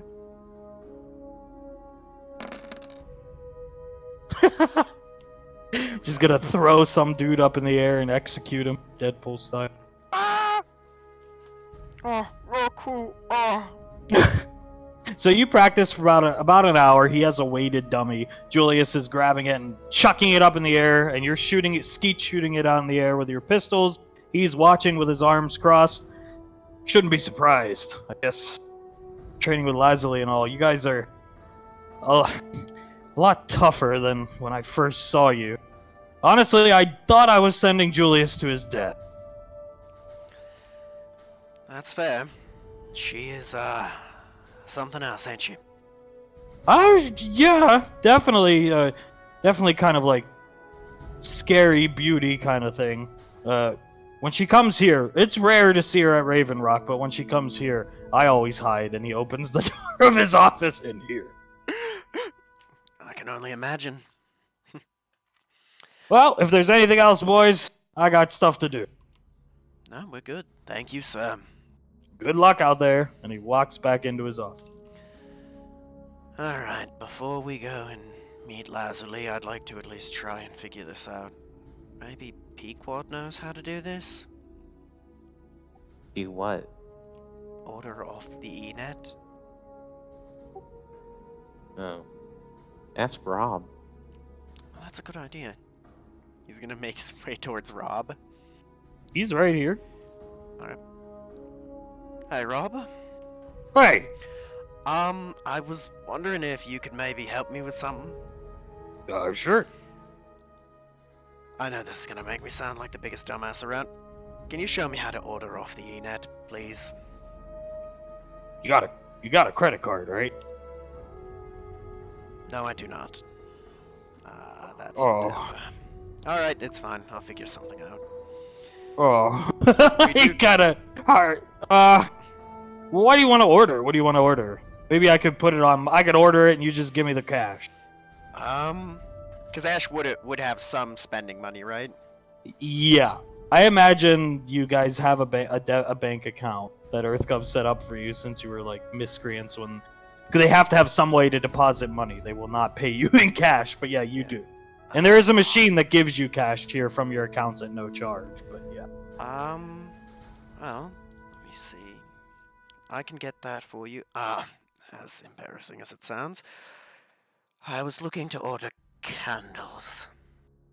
So, I don't know where Julius is, but I want him here. Because when Ash says candles, he looks over Ash's shoulder at Julius, and he has his helmet on. And he looks back at Ash, looks at Julius. What do you want candles for? A gift. Oh. I see. Do you mind if I ask who? My wife does monitor my account. If she sees I'm buying candles, that might be a little... As he's... Normally stoic Ash, he's blushing a bit here. They're for Saris. Oh. Well, you know what, Ash? I have a good idea.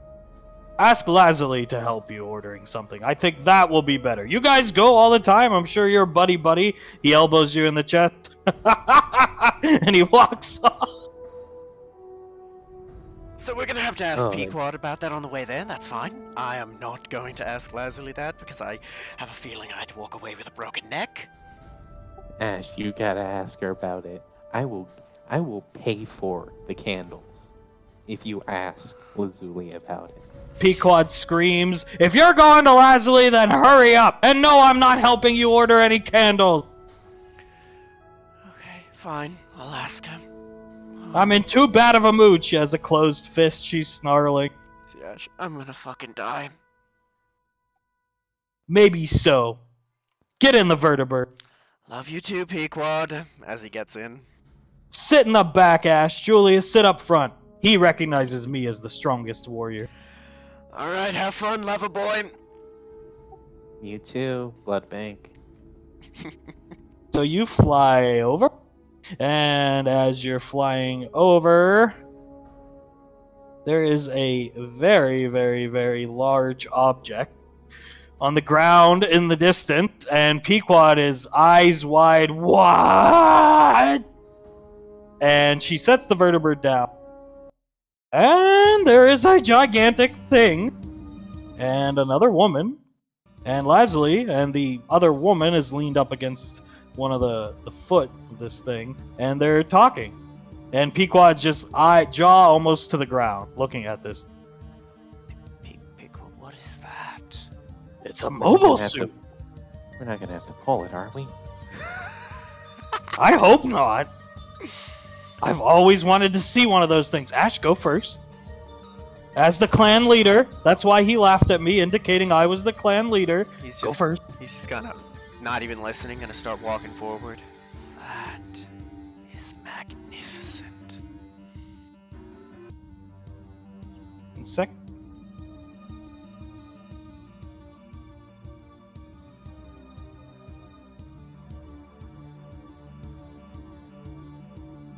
Oh, I'm surprised I could upload all 9 at once. There you go for some reference material. That's what the woman looks like. Very regal beauty to her. And that is what the whatever that thing is looks like. Incredible. He's gonna kind of just looking up at it, haphazardly walking towards everyone, towards where they are. They do not notice you approaching yet. I don't know if Pequod's definitely following closely behind. And again, I like to imagine this thing is not here, so you can just traverse over it if you please. Yeah, he's gonna kind of snap out of his stupor. Ma'am? The woman on the right notices you first, and she goes, "Oh?" And Leslie looks over. "Ugh." And Pequod and Julius come up, and the woman leaning up against this thing's foot says, "Who are these 3?" And Leslie says, "Students of mine, actually." She points to Julius. That's Julius Rainfall. The one in the middle is a Sherion Valorius. And that one is their pilot, Pequod.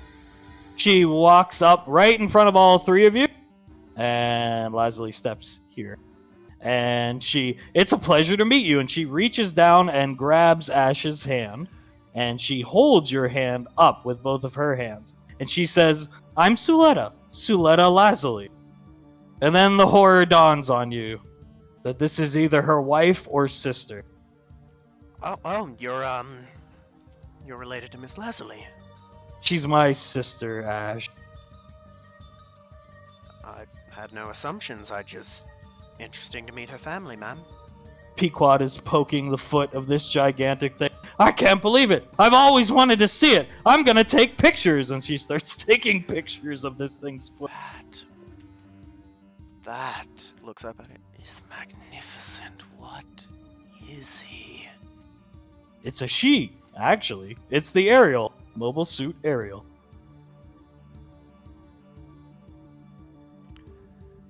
It's incredible. I've never seen anything Go like ahead. it. Sorry, he goes, it's incredible. I'd never seen anything like it. It's beautiful. This is gonna walk over to Pequod, grab her by her hood. Alright, come on, clan leader. That's enough.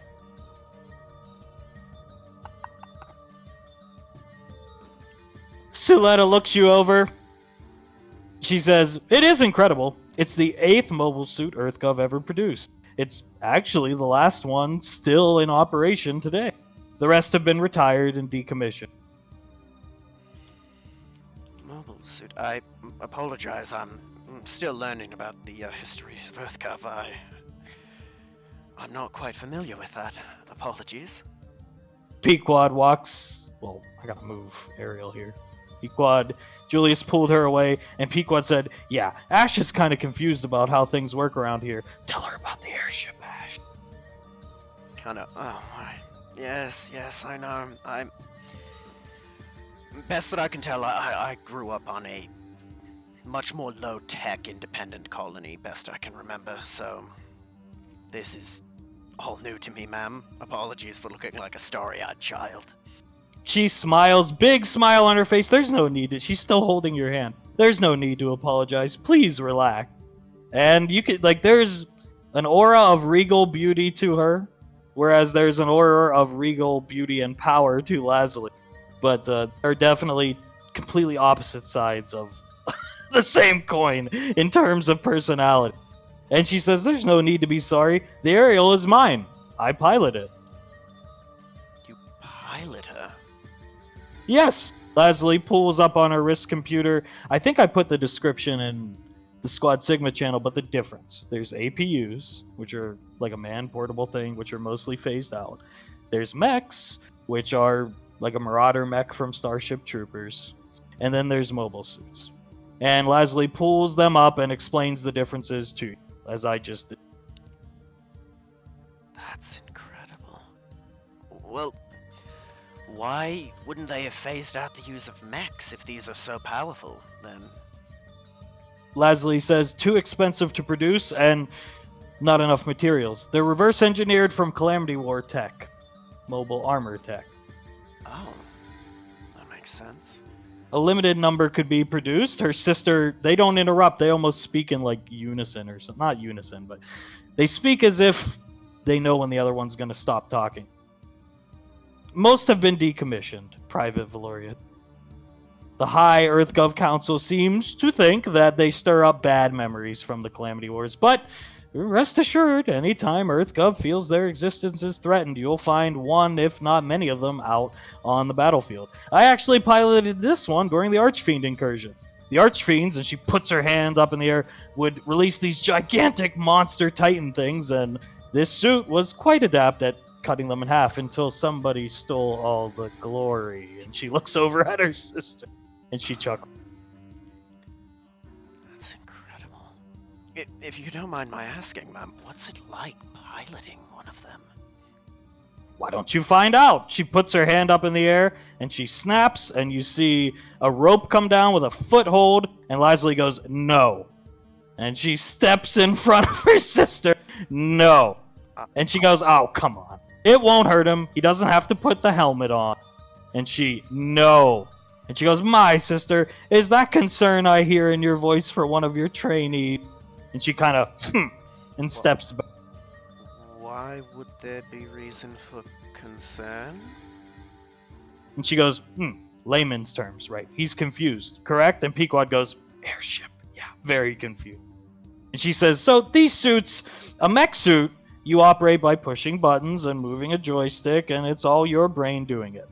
These suits have a special thing in them, Ash. It's called the Epion system.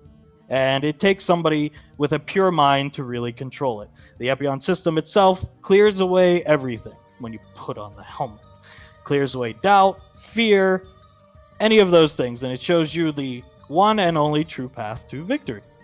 The downside is it can kill you or put you in a coma. And during the Calamity Wars, most of the pilots were kids because children tend to have pure minds. And Pequod perks up. Ash has a pure mind. He thinks he saw airship. And she kind of looks at her and laughs. And she says, you can go up and I'll accompany you up, but you won't put the helmet on. And Leslie sneers at her. Understood, ma'am. So it's less you're piloting something and more... how do I put it? A dance with someone else. Correct. She puts her little foot in the holder and there's enough room for you. And you ride up. And she, correct. Your body still does most of the piloting. You're hitting the buttons. Somebody has to. Something has to. But the system helps you take control, minimizing error. So, she, the Ariel, ma'am, she, to an extent, has her own mind, then? Indeed. Somewhat tragically so. It's named the Ariel, and you get up into the cockpit. She lets you sit down. She has the helmet in her hand. It's named the Ariel because, and she puts the helmet on, and you see the screens light up. The cockpit's still open. Screens light up, and you see Ariel written on the side of it.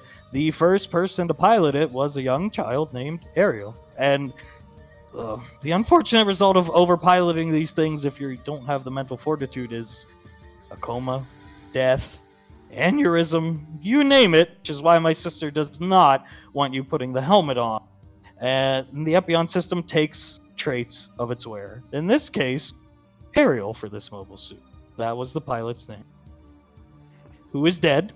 It is a better moment, ma'am. It's incredible. I've never heard of anything like this. Something that you have to work with, not pilot. Something that is its own being. It's incredible. And Well, pilots like you are extraordinary. Not that I'd have been surprised, considering the person you share blood with. She says, lift the joystick on the left, and she has the helmet on and it lights up. Yes, ma'am. Lifts And the arm lifts on the mobile suit, and you can see it through the camera feeds of the screens. And Leslie says, that's it. And she grabs Julius and flies up. So Julius is yanked forcibly up at a very fast, uncomfortable rate of speed. Poor Julius. I think I'm in trouble, ma'am. Leslie, floating outside the cockpit, looks in, and she says, relax, I have it on. I'm just letting him play around a little bit. And she's glaring at her sister as Julius is dangling from her her hand, really. This is incredible, ma'am. Thank you. I appreciate this. This is something unlike anything I've ever experienced. It's pretty cool. Pretty cool indeed. The last one. If you want to be a Marauder pilot, it's about as close as you can probably get to piloting one of these things. I doubt you'll ever have a chance to pilot a mobile suit, but you never know. And Leslie says, okay, that's enough. And she, wait. Ash, if you would be so kind, just pull the red trigger on the left joystick. Okay, ma'am. And does it? So. Oh, no. Oh, it's not bad.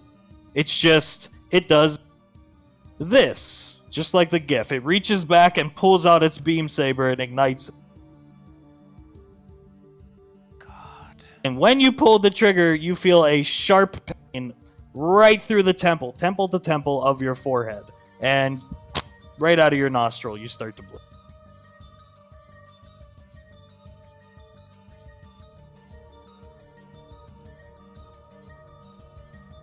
Leslie says, enough! And grabs Ash and yanks him out of the cockpit. And she takes the helmet, sets it down, and she says, once again, I sense concern in your voice. How strange.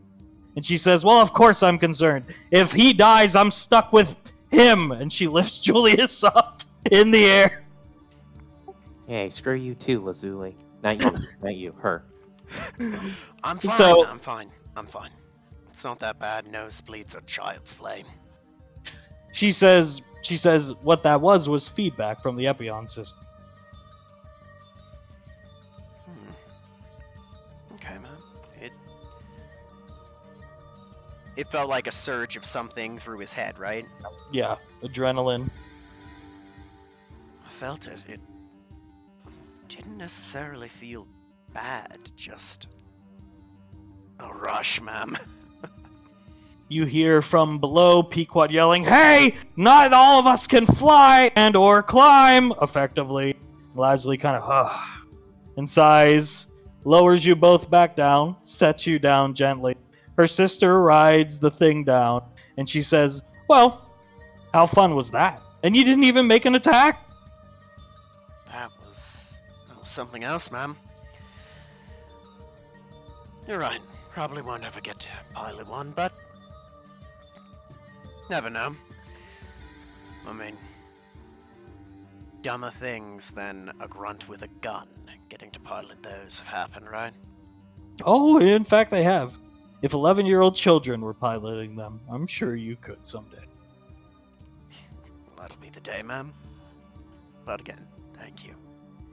Pequod puts a shrimp tempura that she got out of nowhere in front of Leslie's sister's face, and she kind of puts her head back. I don't need seafood, thank you. And she steps back, and she looks at her sister, and she says, well, happy birthday, dearest sister. Leslie looks at her and smiles, and she looks at you guys. I hope to meet you again someday, and I enjoyed meeting you. And she respectfully bows, greatest warrior, clan leader, whatever your name is. And Pequod, clan leader, will be fine, thank you. And she rides the rope up, gets into the suit, and Leslie stands in front of the three of you, puts her hand out to put up a barrier, and she takes off.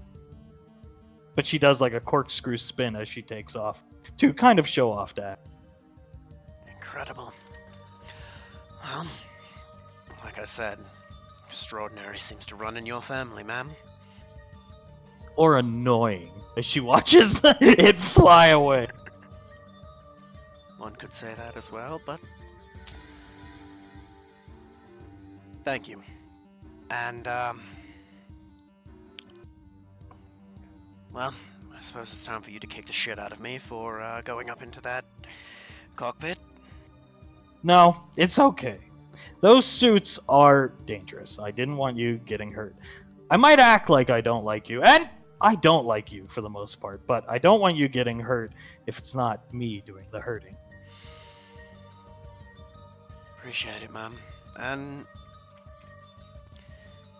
you might not like me, but... that's fair. I mean, like we talked about the other day. And kind of shoves Julius. He's the special one, right? I don't know, Ash. I think you're the special one. And she types on her wrist computer, care to explain this. And she has an email, and you see it's sent from Rob. Hey, and she reads it aloud. Hey, could you help my buddy Ash order stuff off the eNet? Thanks. Oh, fuck. He actually did that. If this is some type of prank, Ash, I'm going to nuke you and your Rob friend.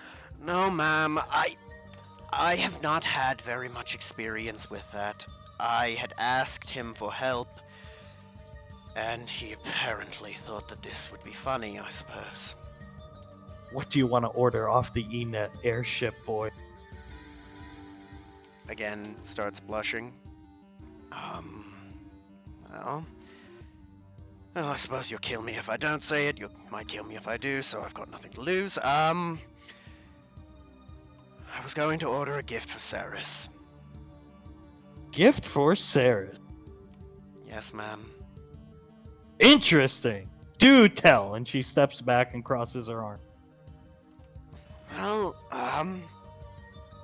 I care about her. She had gotten something for me, and after a discussion with Pequod, I learned that she liked roses and candles, so I was going to try and order something like that, ma'am. Pequod beats her chest. Clan leader agree. Leslie looks at her, confused, looks back at you. Okay, I'll help you. Thank you, ma'am. Saris can only train, she puts up her finger, at night. Even though she's a true vampire, she neglected feeding for a long time. She's walking towards you as she explains it. Which means she's weak for a true vampire. I'm sure she looked fancy and powerful when she slashed that technological monstrosity a couple weeks back, but in terms of where she should be in her power scale, she's incredibly weak. So she can only do nighttime training. That being said, she's sleeping at my private bunker right now. I'll help you order whatever you want. And in fact, you don't even have to pay me back. But I'll tell you, and she grabs you by the throat, and she starts lifting you off the ground.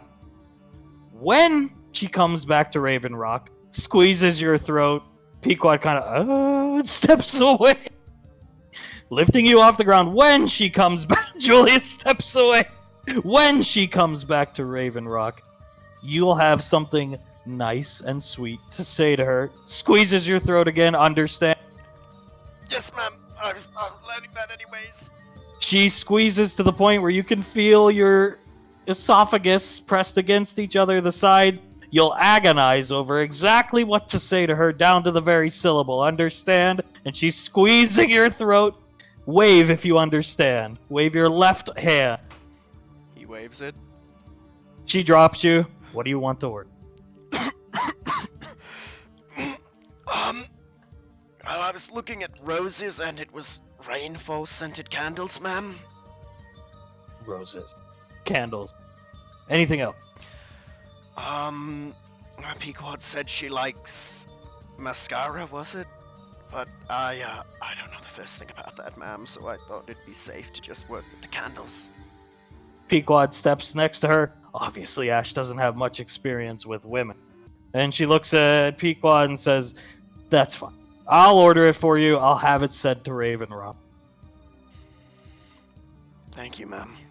I appreciate it. You'll pay for it in sweat.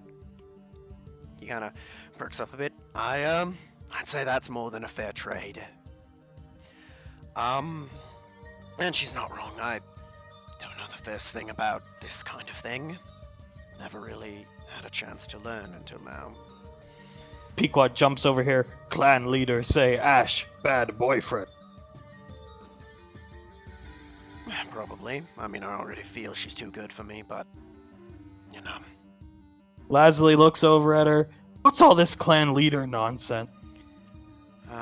Do you want to show her the footage, Julius? Forget it! Forget it! She puts up her hand. Follow me. We're going to train. Yes, ma'am. So you walk through the snowy canyon.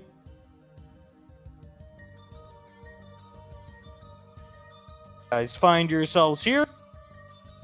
Another frozen lake. And she pushes a button on her wrist computer, revealing another chest.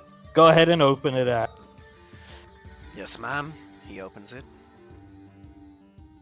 Inside.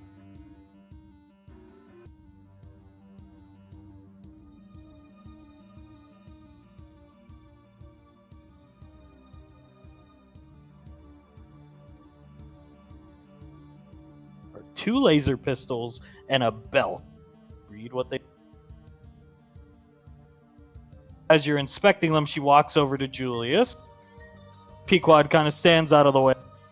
She says, now, the brass, whoever decided it, who's in charge of your basic training, decided to put you two together because your fighting styles complement one another's very well. She picks Julius's hand up and begins wrapping his hands with some type of fighter's wrap. Once again, showing some type of maternal or paternal instinct. Doing it very gently and carefully. That being said, you two will make excellent sparring partners for one another. She begins wrapping Julius's other hand. Those are training laser pistols, meaning they won't kill Julius. Make sense? Makes perfect sense, ma'am. Your thruster pack has 1 charge. You can go 30 feet in any direction of your choosing at any time. Why? Because she points at Julius, can fly.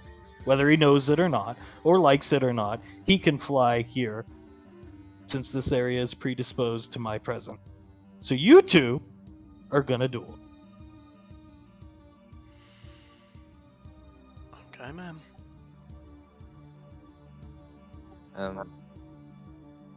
I don't really want to. She walks over to the case. Why is that?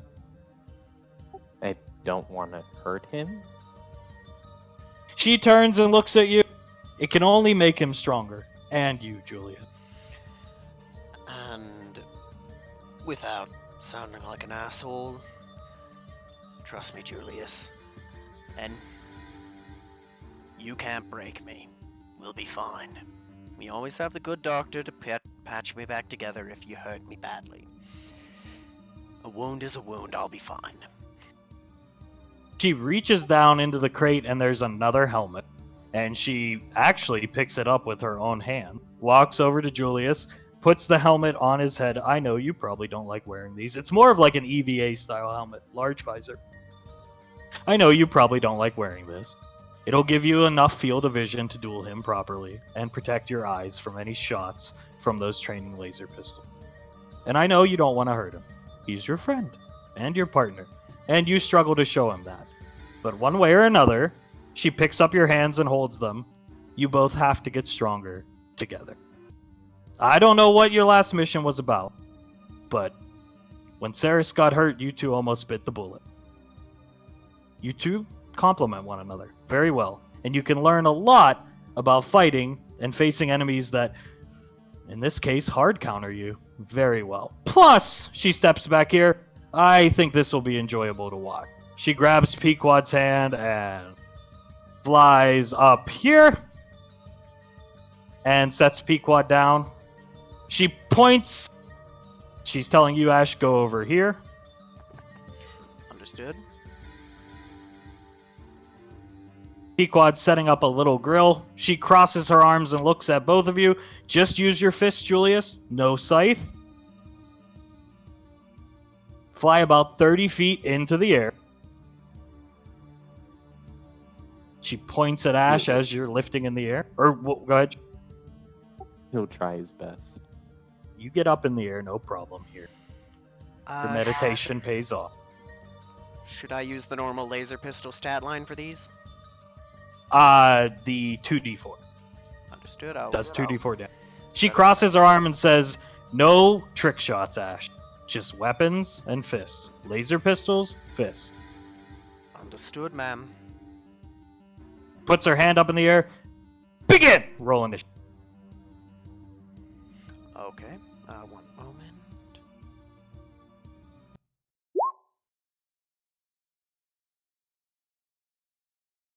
Just watch, this is gonna be my one good roll this entire fight. And as she says, begin, go. What's my flying speed? Same as walking? Yeah. For now. For now.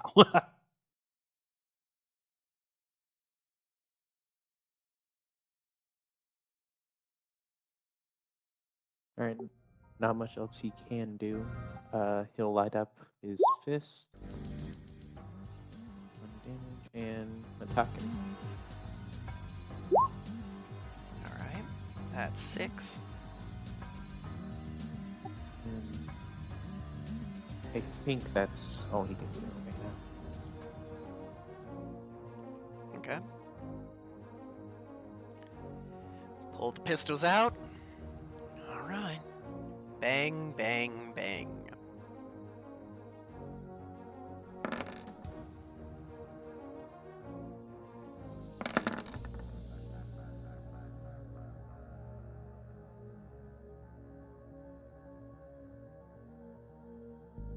Guys don't notice, but Pequod's got her grill set up with fish and some shrimp tempura as the battle rages. Actually, Julius is gonna eyeless the 18. Okay. -6 to hit. There you go. -4. 4. Yeah. Squad 6. And I sort of do want to describe it. This is the first time one of the players has felt an eyeless. It feels like your blood boils up to your eyes, making you temporarily blind. That is a good trick.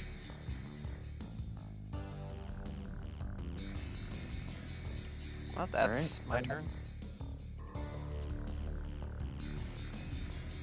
Yeah, just... Oh yeah, I have to light up my other hand. Ooh, 4 more damage, and then... Hey, there you go. It's an 11 points of damage. Nice. And go ahead. As Pequod begins her spread on the grill and she's turning it over with a pair of tongs, Leslie is intently watching you. Intensely watching you. Alright. Bang, bang. How many shots was it again before I need to reload these? They don't need to reload. Okay. Bang, bang, bang.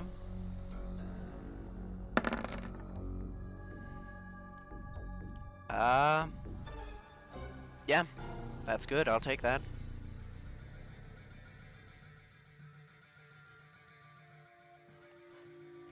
You are up. Alright, 3 attacks.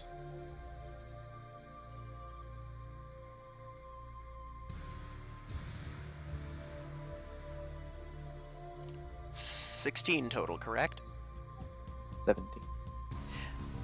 17, thank you for correcting me. Let me do some. Nice. Before he ends his turn, he's gonna say, "Why are you still in my face? Run!" That's probably a good idea. On his turn, he's going to ignite the thruster pack, moving... Oh, sorry, holding Q. To here. Actually, I think it was there. There. Pistols, bang, bang, bang.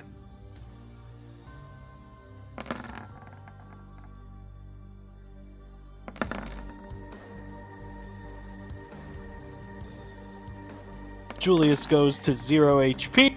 He begins falling out of the sky slowly. She flies over and grabs him. You're not unconscious, you're just like woo woozy from all the laser shots. And she gestures towards Ash to follow her over. Yes, ma'am.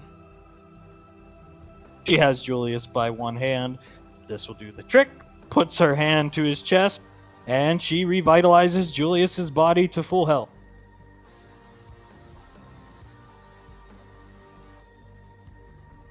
Julius comes to. He's fine. He sees and smells all the delicious food Pequod's cooking. Ash, she puts out her hand. Ma'am, and oh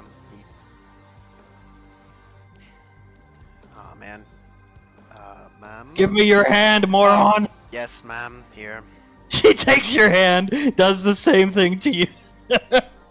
Sorry. Full heal. Go back to your starting position, Ash. Thank you, ma'am. Now, she's standing behind Julius. She puts one hand on his shoulder, and she whispers in his ear, "He's your friend. I understand. But today's the day. You have to break through your ceiling. He throttled you, one way or another." She changes the hand on shoulder, changes the shoulder and the hand. He throttled you. What he has is range and tech. What you have is something he can't come anywhere near. But changes the hand and shoulder again.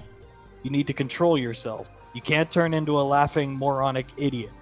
I understand whatever happened to you was horrible. It's your source of strength. You have to use it as such. Do you understand? He's gonna nod.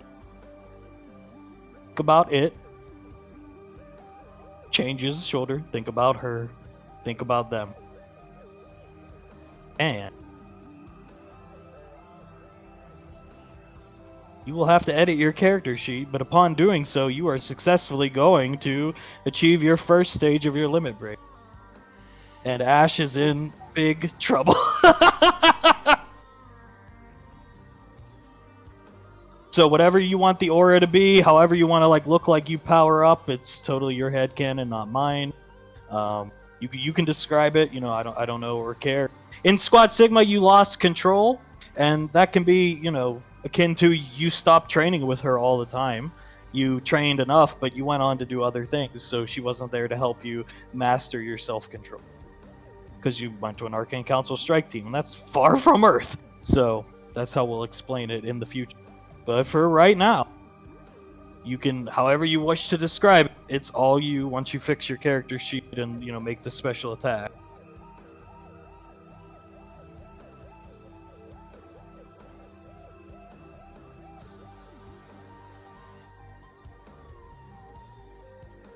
And Ash, you're not hearing anything she's saying to him. You're just waiting, in the air, good to go kind of thing. Yeah.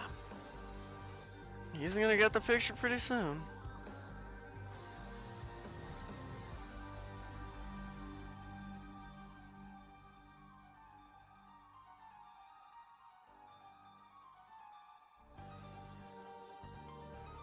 It's gonna take a couple minutes.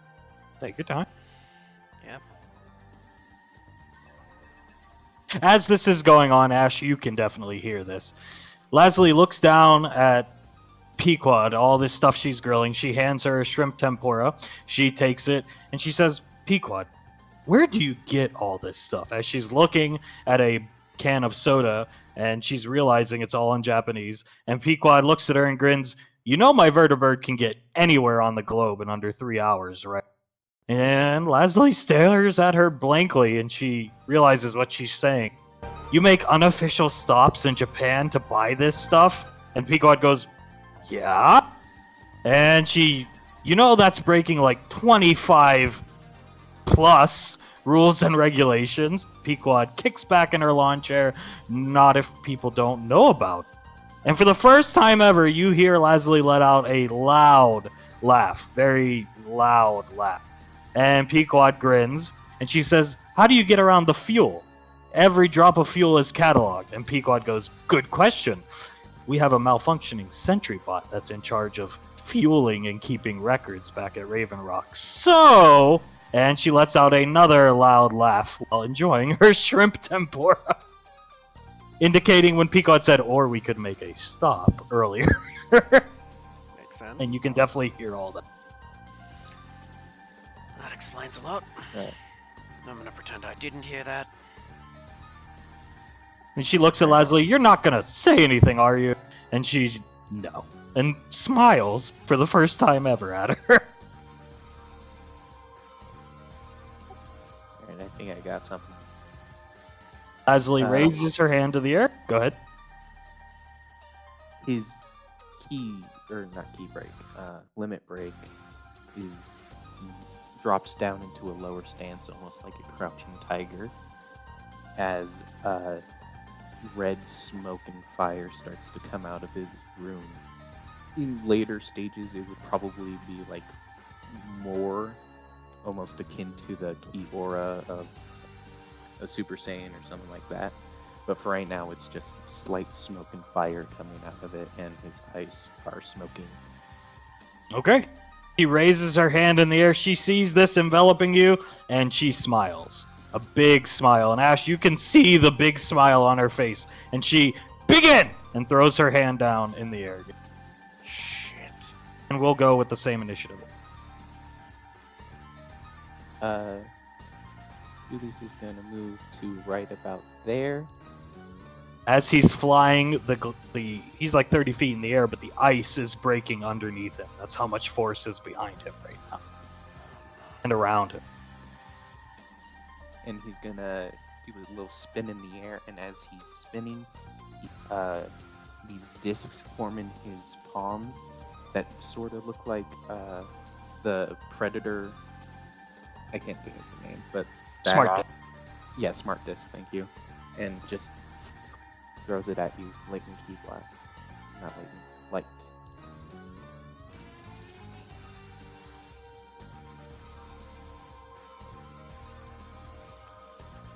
Oh no. And then he'll move the rest of his movement to get up close to him, and bonus action, try to punch him.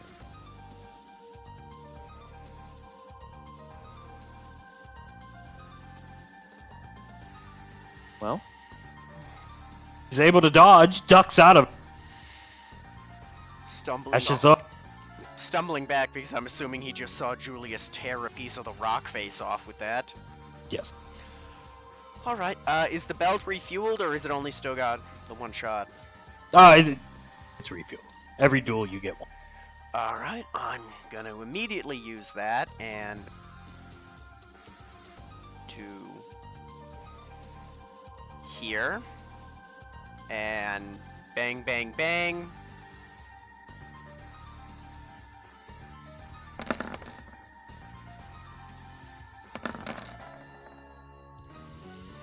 Action surge, bang bang bang.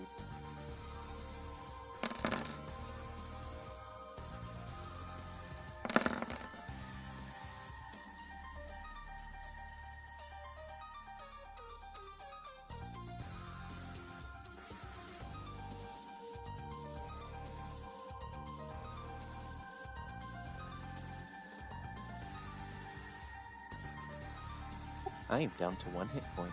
One moment. Take your turn. Alright. Just gonna rush towards him. No key left, so 2 attacks.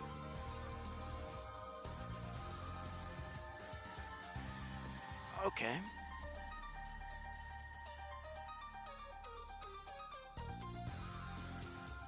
One sec.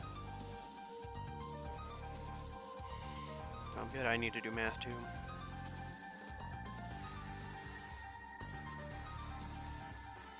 $53. Yep.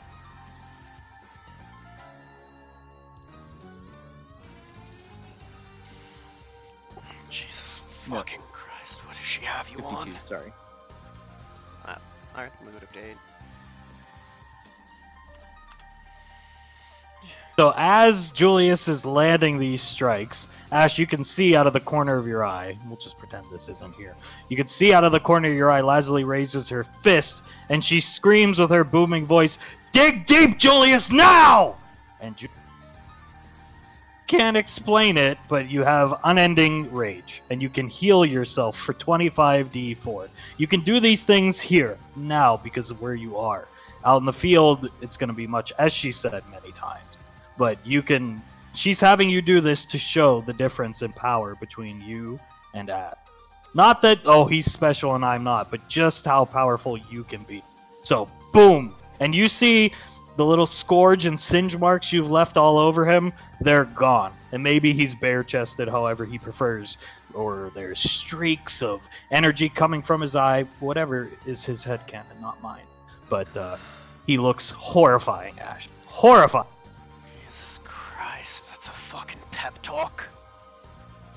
All he can do, bang, bang, bang. Damn. Yeah, alright, time for it to end. Have your way, Julius. How do you end this one? You're caught up in your rage. He's going to... He's caught up in his rage. Sort of do something that Davine taught him. He's going to kick Ash up in the air. And just jump so his feet are to Ash's face and bam, spinning kick. Damn! That's kind of cool to imagine.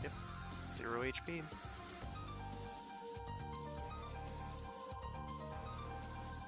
Flies over. She catches Ash from falling into the ice. Hand on your chest, you come to. You're definitely hurting for certain, though. Getting beat with fists and feet hurt. You're sore. And she says, Ash, you're still with us, yes? Yes, ma'am. She looks up at Julius. That was something. That it was. Man.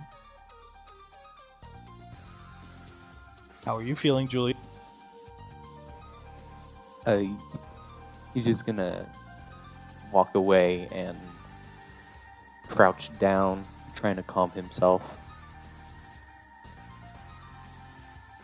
She sets Ash and herself back down on the ice that's not broken. You have to control yourself, Julius. What happened, happened, and you can't change it. However, you can get stronger here and now to prevent it happening from anybody else you care about. And she gestures towards Ash in the future. Hear my words, listen to my voice. I'm not sure if she'd be able to calm Julius down or not. But She's right. He's gonna calm down. she puts her hand up in the air and gestures for you to levitate down to her. He's gonna go down. Does he take her hand? Yes. She takes your hand, levitates you down, puts both hands on your shoulder. You are, indeed, very special. She stands next to you. I was hard on you when you first came here because I was ordered to be. And I do have a reputation for being hard on my cadets. That being said, you two, and she gestures for Ash to come closer, are quite extraordinary. Even if one of you prefers using those things. And she gestures towards Ash's laser pistol. I'm not gifted like he is in that regard. That being said, it's time for physical training. 10,000 push-ups right now. And that's where we will conclude for this week. Alright.